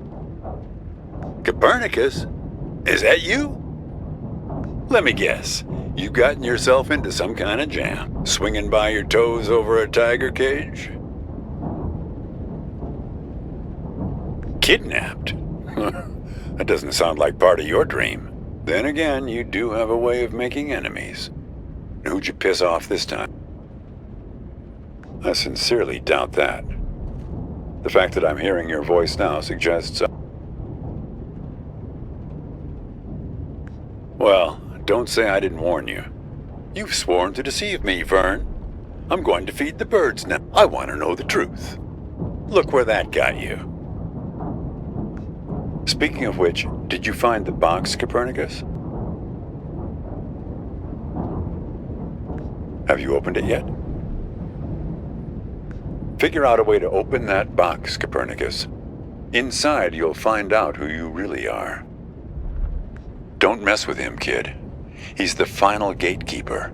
Way too strong. You need to learn the spell first, before you can go up against him. Hey, if I knew it, I'd tell you. But let's start by getting you out of that box. Lucky for you, I've got my farmer's almanac here. Let's have a look. Hang on. C, cabbage, caraway, carrot, car trunk. First thing you should do is reach around for the latch. Sounds kind of obvious. Okay, next step. See if you can scare up the brake lights. Can you find them? It's a little gizmo with some wires. Okay. Yank on the wires and try to pull the lights into the trunk with you. Got them? What color are the lights? We need a green light, kid. A steady green light. That's the way forward. Gotta run now. Good luck to you, kid.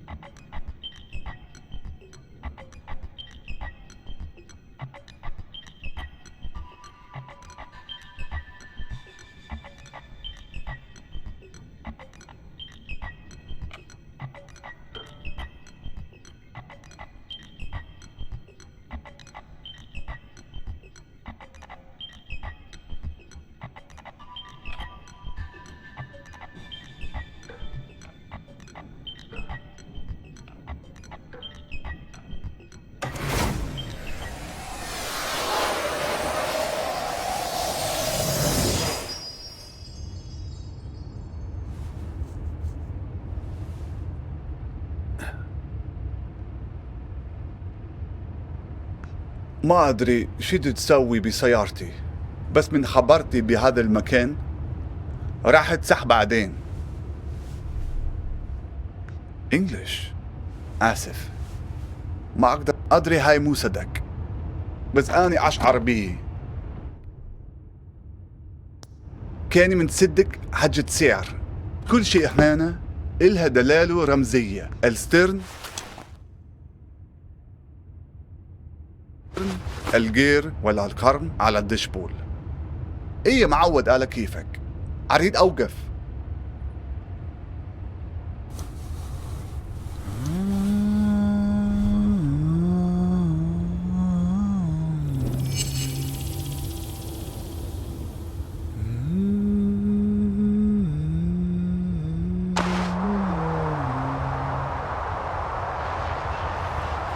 Tyrants reign, lo está tanto que no puedo fallar en justicia.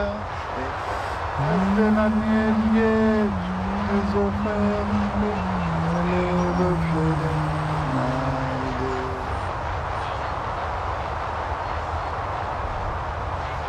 I'm sitting here, my gaze is drifting over the horizon. And I lost my memory on the only way over to nowhere. Ejuacusa na cheia do verma cantar. Yes, then I seen it toso jamilo de hasta me gomra de dere.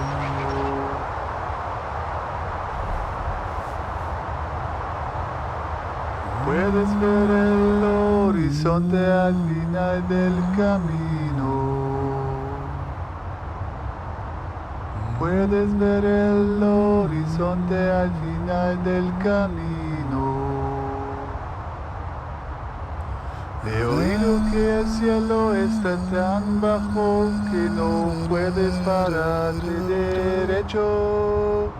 He oído que el cielo está tan bajo que no puedes pararte derecho.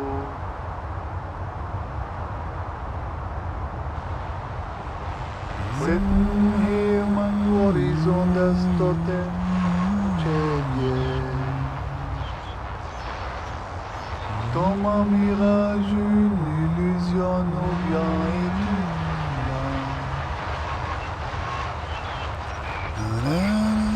Uranos y de toso jamilos, zemboris equipunas de desicia. Ejuacuso de Uranos y de toso jamilos, zemboris equipunas de desicia.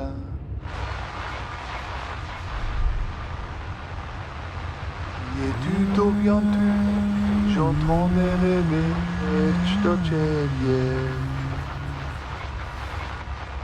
And I lost my memory on the only way over to nowhere. English? No, sorry. I could, of course, back in the real world, but it doesn't seem to have come with me into this place. To me, this sounds like Arabic. I guess it depends on one's perspective. Anyway, as long as you're not going to start shouting at me again, it's an improvement. Kidnap you? I don't think my singing is that bad. How would I know? It's not even my car. No idea. I find myself behind the wheel here night after night. And the trunk, that's my dream too. You don't want to know how many hours I've spent in there, trying to shift my legs to keep them from falling asleep. What do you mean? Whose guard? Yours?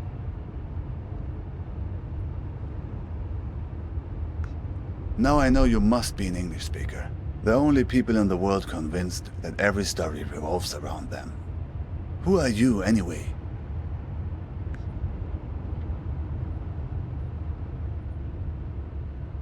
I'm not sure, actually. But here, it's funny.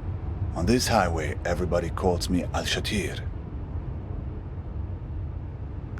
Copernicus, huh? Suddenly, this doesn't seem so arbitrary. Never heard of Ibn al-Shatir? A famous astronomer. I guess you don't learn about him in your schools. One of the forefathers of astronomy, in many ways a predecessor to... Yes, that's right. Copernicus, Al-Shatir. Two iconoclasts, from different lands who challenge the belief that the sun revolves around the earth. Two dreamers who had the conviction that their unique consciousness is not the only thing in the center of the universe. Maybe you're not just part of my story, like I'm not part of yours. You were trapped in the trunk, where I've been many times. It's like you've wandered into my dream, and I've wandered into yours. How should I know? Somehow the streams have crossed. Disturbance in space-time continuum.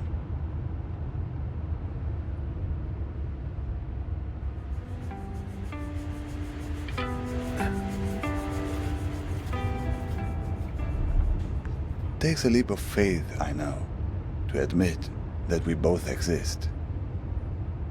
Me? Yes, safety. A place far away from wars, from bombings, from the cockroaches that crawl out as soon as the dust settles. On the news, you hear only about armies and religious madmen, but it's the gangsters that drove me away. They're the ones who did this to me. The El Mahdi army. They called themselves an army anyway. They were looking for my brother-in-law because he worked as a translator for the US military. Neighbors warned us we should move, and so we did, twice. Luckily, no. He was safe with the army beyond their reach.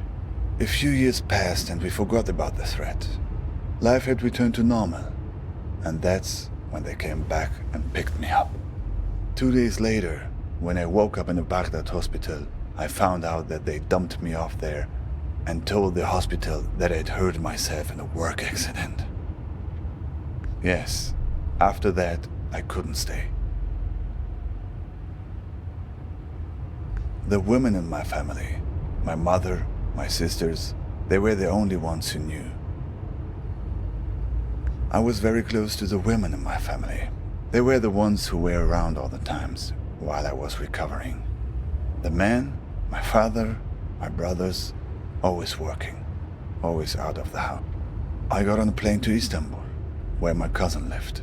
He took me to Izmir, where the smugglers are. They're easy to find. I bought a space on a vessel, headed to Mytilene, Greece, the closest harbor in Europe.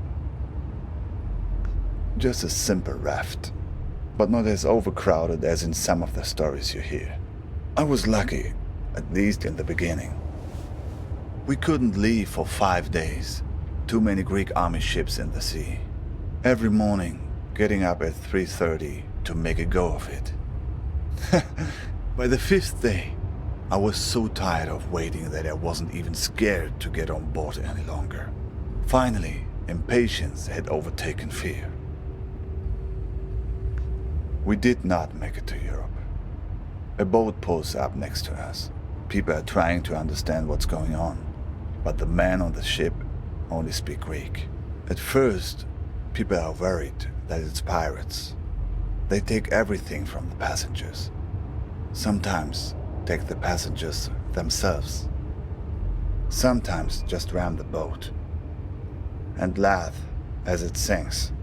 But no, these are police, it turns out. They take us back to Turkey, where I'm waiting, and waiting, and waiting. Of course, I did not remember all this in my dreams at first. These were things I remembered from clues I found along the highway. I've dreamed this highway, this car before, many times.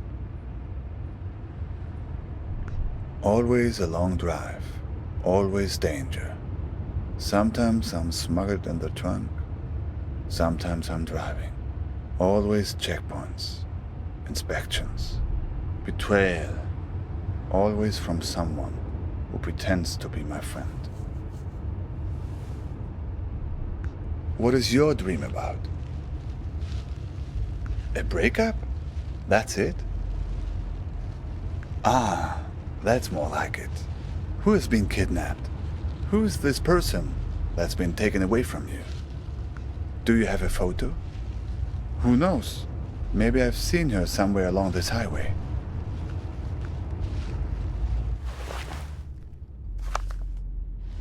I know her, the same woman, but with different hair color. I just saw her at the gas station a few miles back.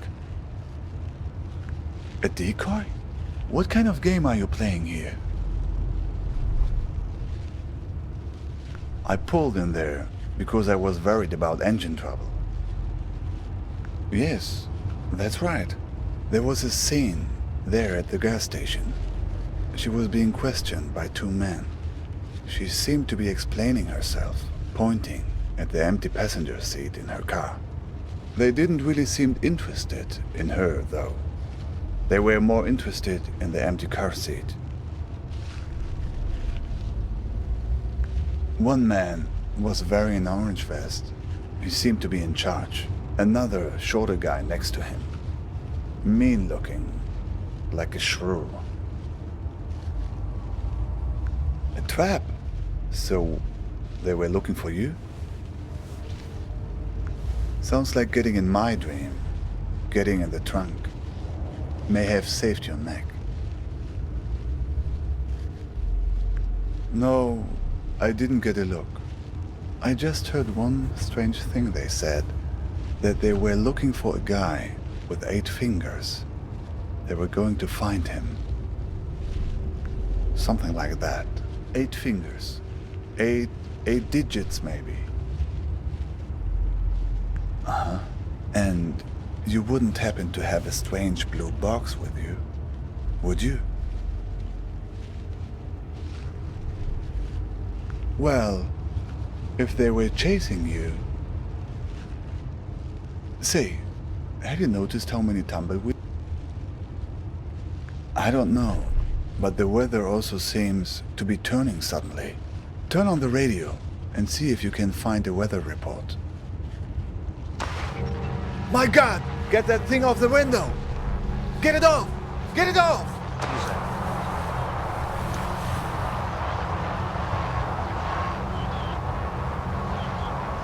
It seems to be changing the weather conditions. Sunny skies today, and we could hardly ask for better weather. A balmy 72 degrees. Suddenly, it's sunny. It's not working. They're stuck to the car. We need some other kind of weather to get clear of Such them. cases emerge.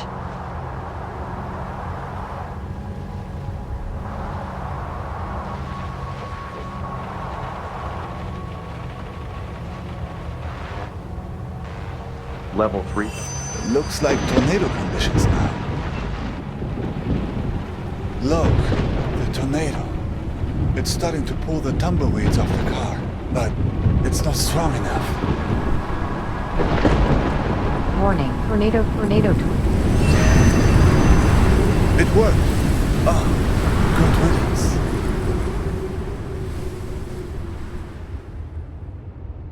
Look, that was very strange. Even for this place. I don't know. It seemed they were spying. Searching for something. Did you notice? What do you know about these guys? The ones who are after you?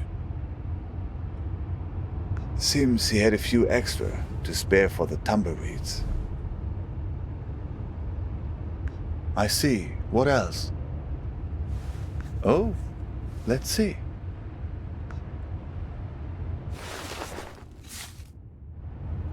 Balkan tours? Not directly, no. But I've heard about them. From a guy in Istanbul I met. He had made it through to Europe, but then had come back to get his family. But that's another story. He had come across those Balkan tours on his way back from Serbia. He warned everyone about them who would listen.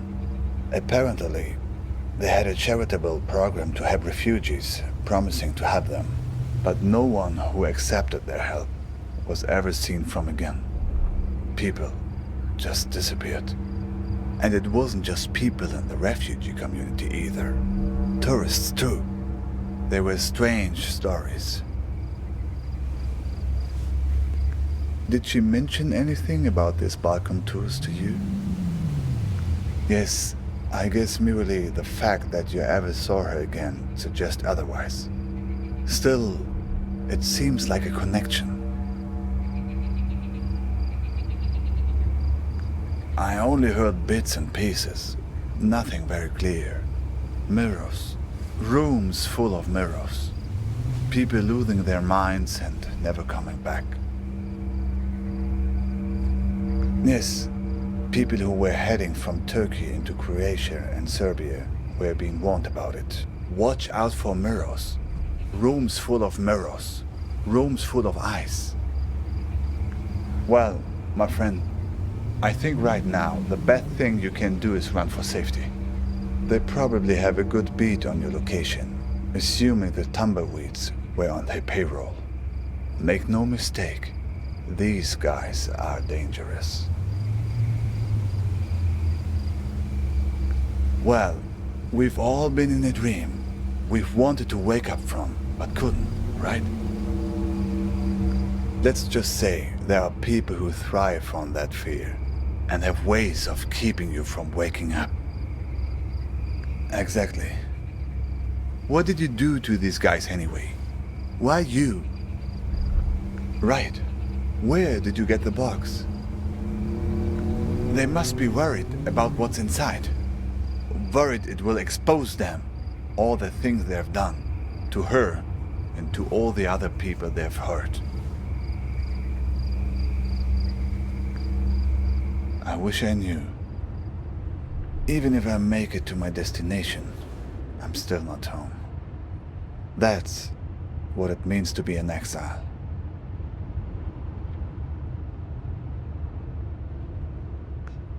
My niece, Nadia, used to ask me that question all the time. Where are you going, uncle? She was the only young person who knew I was leaving. Imagine, she knew when my father didn't.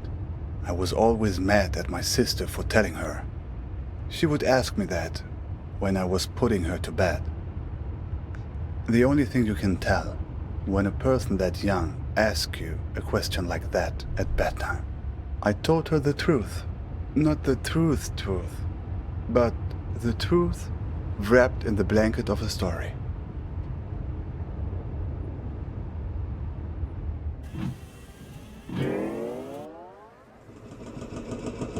There's a place where the river Tigris runs through Baghdad.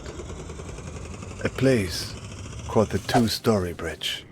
When I was a kid, I would go fishing there and look out at the water and wonder where it all led. As a child, I was told that the farthest place on the earth from Baghdad is a place called Fiji. I would train my eyes on the horizon and imagine that all the water led there, to the point where the sky met the earth. To my child's mind, Fiji was the place where the sky touches the earth. These people of Fiji, they must be very tolerant people to live in such a place where one has to stoop over at all times and can never stand up straight. Eventually, they resolved to leave and find a new home where the sky was farther from the earth, where the pandanus tree can grow high enough to be woven.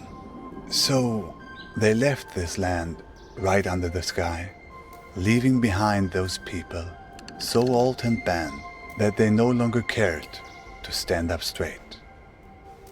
The other Fijians gradually moved away from the edge of the world, and the sky got a little higher, and then they found a marvelous place. It was fertile and lush, with excellent weather, an orange tree for every backyard. But there was one problem: earthquakes. Terrible earthquakes, as frequent as rains during the springtime in this country. All because the sky was still close to the earth.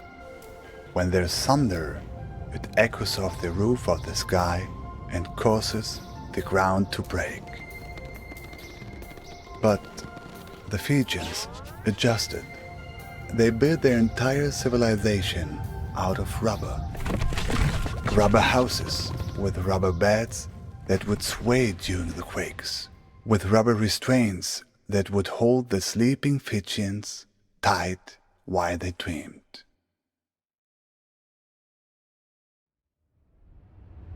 But Nadia didn't want a bedtime story about that. She wanted a story about good and evil, the kind of story children like.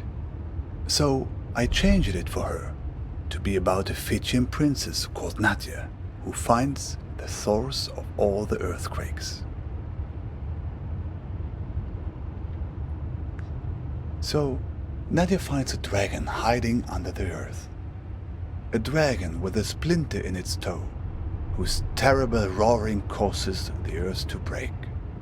Nadia slays the dragon and saves the people by uttering a magic spell. Konothi se auton. Konothi se auton.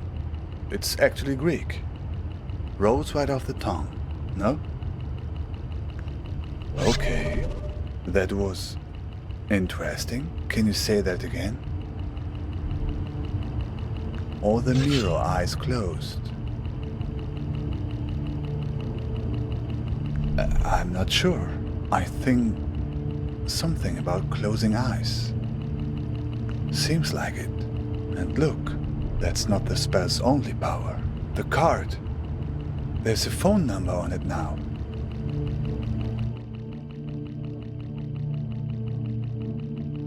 Do you know what this means? I think you're ready to make a certain phone call. Ready to put your spell to use? Good.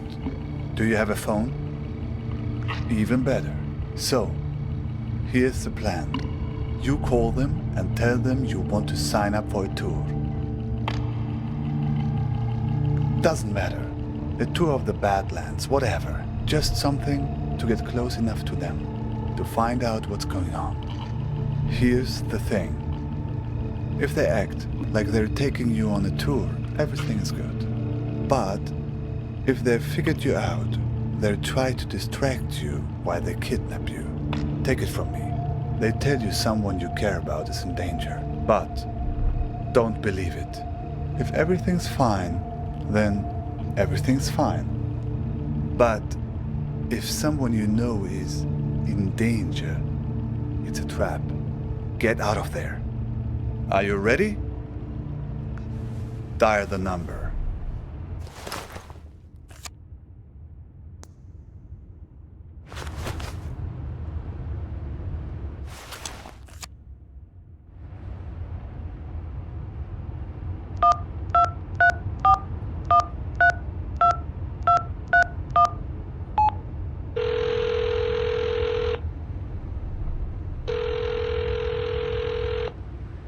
Yeah.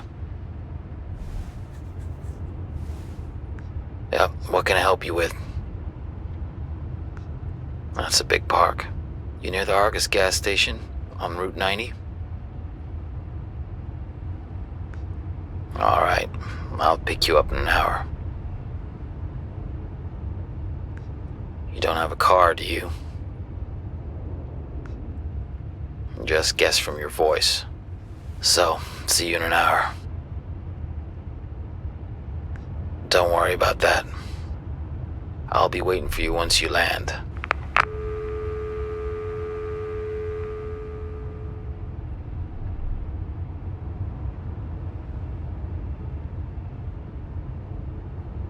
So, it worked then?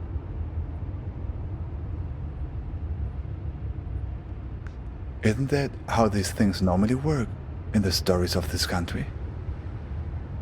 Other characters shows up, imparts some hard-earned wisdom, then conveniently fades away. It's a few minutes before 3:30 in Istanbul. There's another raft waiting. Another try. Thanks. To you too. I think you'll be fine. You have allies all along this road, even in the cars of enemies. I've left something for you.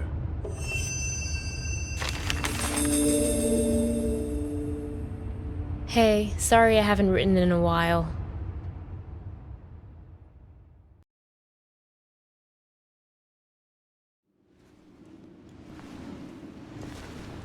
Hey, sorry I haven't written in a while. It took me all morning just to figure out where to buy stamps here. So, I'm sending you something from my trip, like I promised. Last week, I was at yet another barbecue. People here really enjoy their pork chops, let me tell you. There was this old-timer there, the host's father. He was talking about inflation during the war years.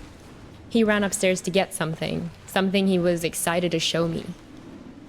He comes back down with a 50 billion dinar bill. He starts talking about, at the time they printed it, inflation was so bad that in the morning it could buy one sandwich. By lunchtime, it could buy half a sandwich. It's a beautiful piece of printing, don't you think? All these O's lined up next to each other. Anyway, keep it tucked away for safekeeping. The big piece of news on my end is that yesterday, I finally tackled my fear of heights. Your humble correspondent from the Balkans went hang gliding. Yes, me. Hard to believe, I know. I wasn't gonna do it, but this tour guide guy I met talked me into it, facing my fears and all that. But then the tour guide takes me to the hill where they do the hang gliding, and they're talking about the most crazy thing that happened the week before. You're not going to believe this. It's a tandem dive, so they have you strapped in with an instructor, right? Well, last week they strapped someone in, but the instructor forgot to strap himself in securely. They go running off the cliff and the instructor tumbles down the hill. The instructor was okay, just some bruises. But now the other person is stuck up in the air with no idea how to fly the thing. Everyone on the ground is freaking out, yelling instructions up in the air about what to do. The girl said later that once she got over the initial terror, it was like she'd been flying a hang glider all her life.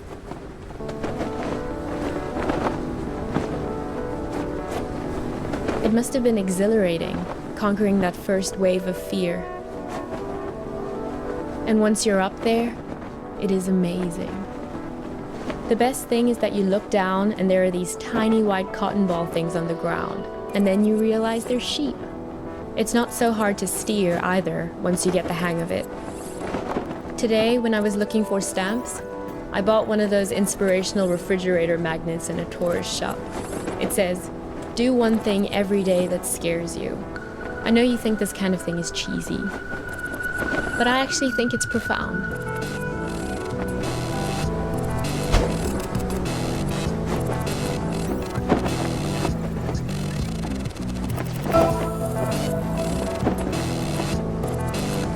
I hope we can do stuff like this on our road trip together. Can we?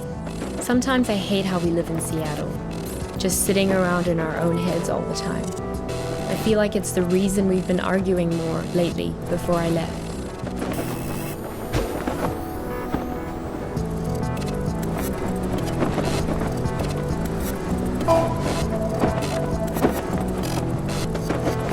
If you don't shake the fear out of your system on a regular basis, it curdles up into anger. I don't want to be angry.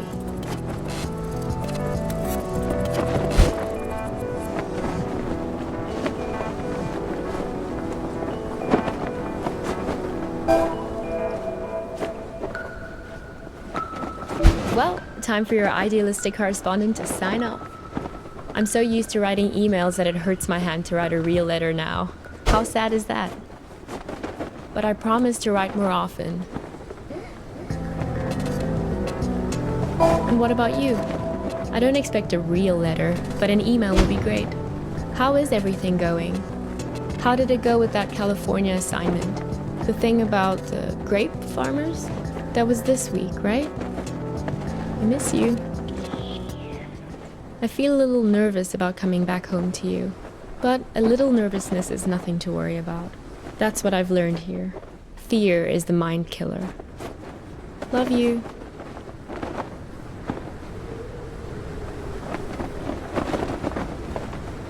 Geez, there you are.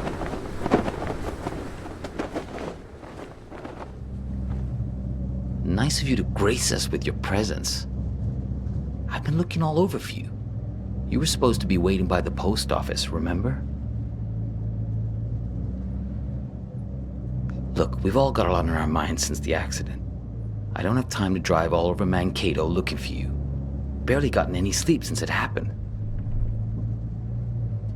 Duh, the accident, right?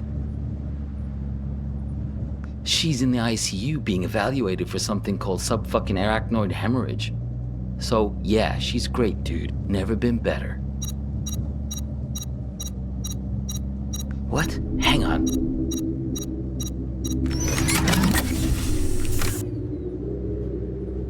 Shut up. This isn't just any kind of phone call. Yes. No. I know.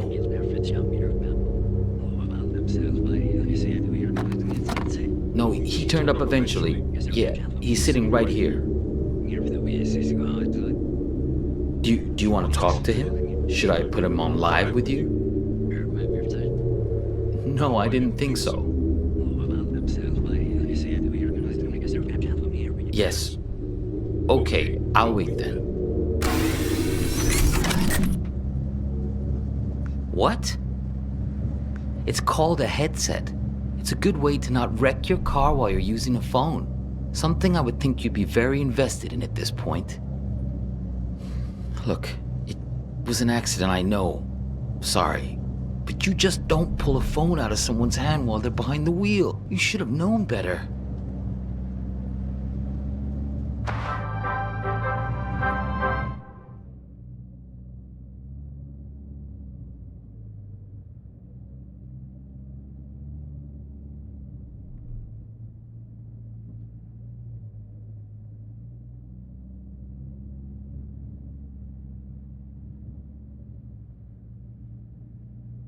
Right around exit 60. This bottleneck appears to clear up at around 72 south. Westbound on 14 looks good until you reach the exit at 13 south. Copernicus! Out there has traffic What? backed up a mile or so. Don't say anything. He can't hear me. Only you can. In that area. Listen, don't say a word. Do you have that locked box? If you do, roll down the window as a sign. Have forced a herd of elk down towards Lake Crystal, so extreme caution. Hey, do you mind? If you are traveling I'm trying to around listen to that this. area. This is Sky Camp from Cape. It's okay. You can close it now. No point in making him angry over nothing. Okay, good. You can't let these guys get a hold of that box. He may even have the key on him, this guy. They're taking you to her, but you have to be careful. You need to figure out how much they know. Westbound on 14 looks good until To the hospital. exit at 13 Is this south. funny to you? A minor Because it's not to traffic me. perhaps resulting from. Do you really want to go there? You really want to talk about this? Now? Of all moments? Fine. Listen, I know that she wasn't honest with you, that she couldn't bring herself to be straightforward about her feelings. I know it hurts you, man. But you two'd been growing apart for a while. In the end, she just wanted to be with someone more dedicated. That's the direction she was growing in. It didn't happen overnight, but the trip to Europe and meeting Craig, yeah, that was a big part of it.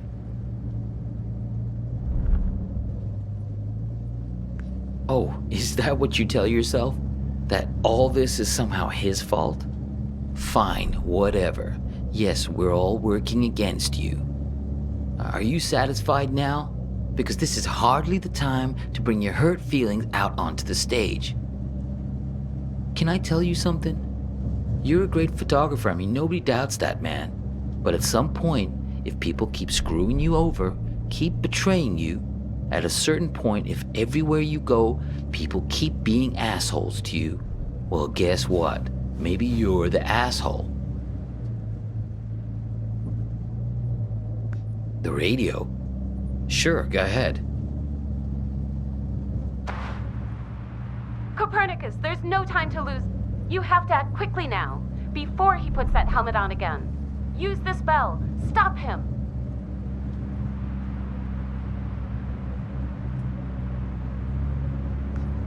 What? Yeah, know thyself. That's what I'm talking about. Gnathi Seaton, Greek for know thyself. That's a good start. I know you've had a rough 24 hours, but we all have. I mean, she's my sister after all. He's lying. Hang on again, I gotta get this. Yeah, I'm here. We'll be there in just a few minutes. Yeah, he tried it just like we expected. No, I'm fine. Yeah, I agree. It's time to call his bluff. Step on the brake. Stop him. Do it. Step on the brake. Okay, about to hit the exit. We got him. Hook, line, and sinker.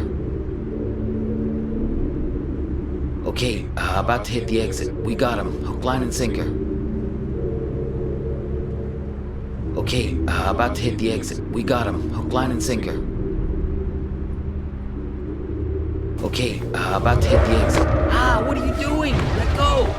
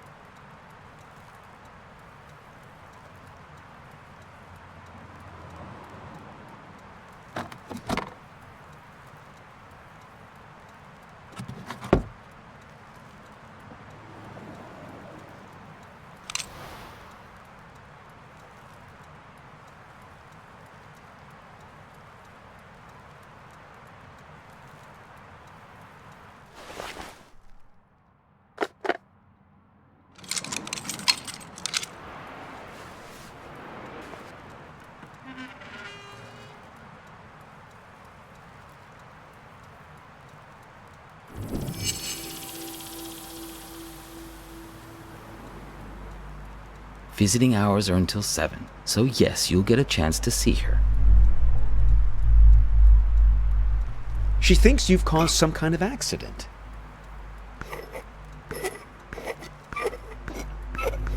She thinks you've caused some kind of accident. Visiting hours are until 7, so yes, you'll get a chance to see her. That was some argument.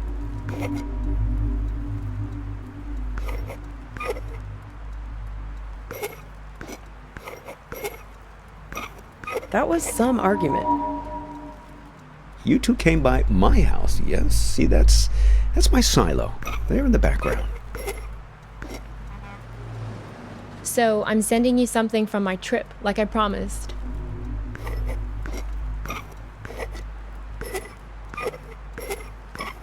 So, I'm sending you something from my trip, like I promised. I wasn't gonna do it, but this tour guide guy I met talked me into it. I wasn't gonna do it, but this tour guide guy I met talked me into it. I'm going away for 2 months. I'll be back before you know it. Here's a security deposit.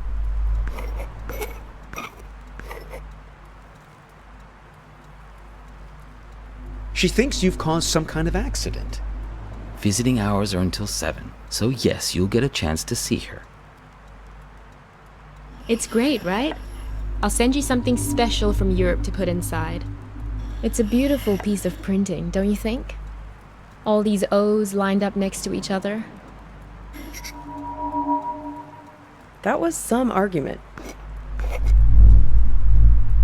The argument back at the diner, maybe there was something missing for her. Find the man with many eyes. They're the ones who did this to me. He has 10 eyes. He wears them around his wrist, like a bracelet.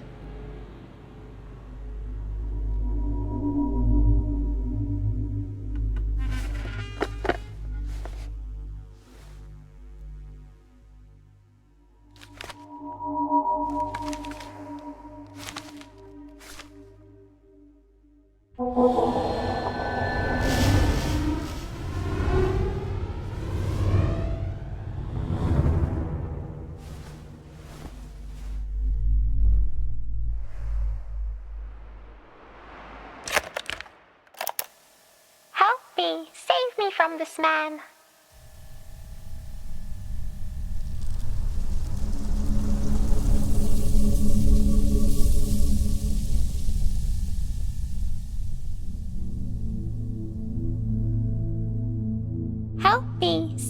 from this man.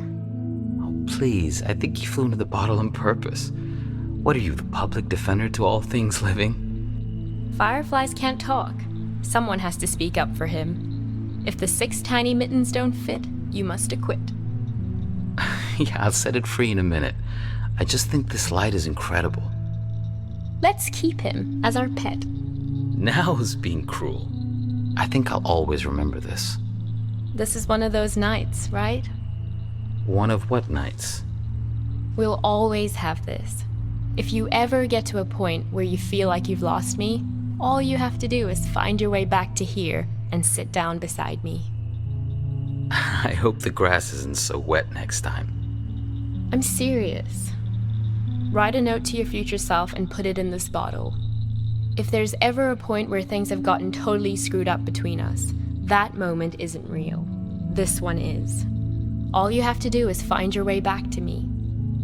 What if I can't find the way? That's why I've made you this beacon. A bottle with a green light to show you the way. Sense of direction isn't exactly your strong suit, Copernicus. Let's make a pact. With this honorable firefly as witness, I promise my screwed up future self won't mess this up for us.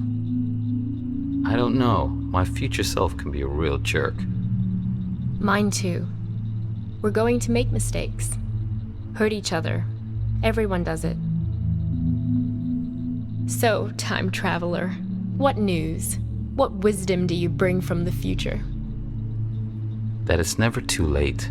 That any mistake can be fixed. Good, if that's what you believe.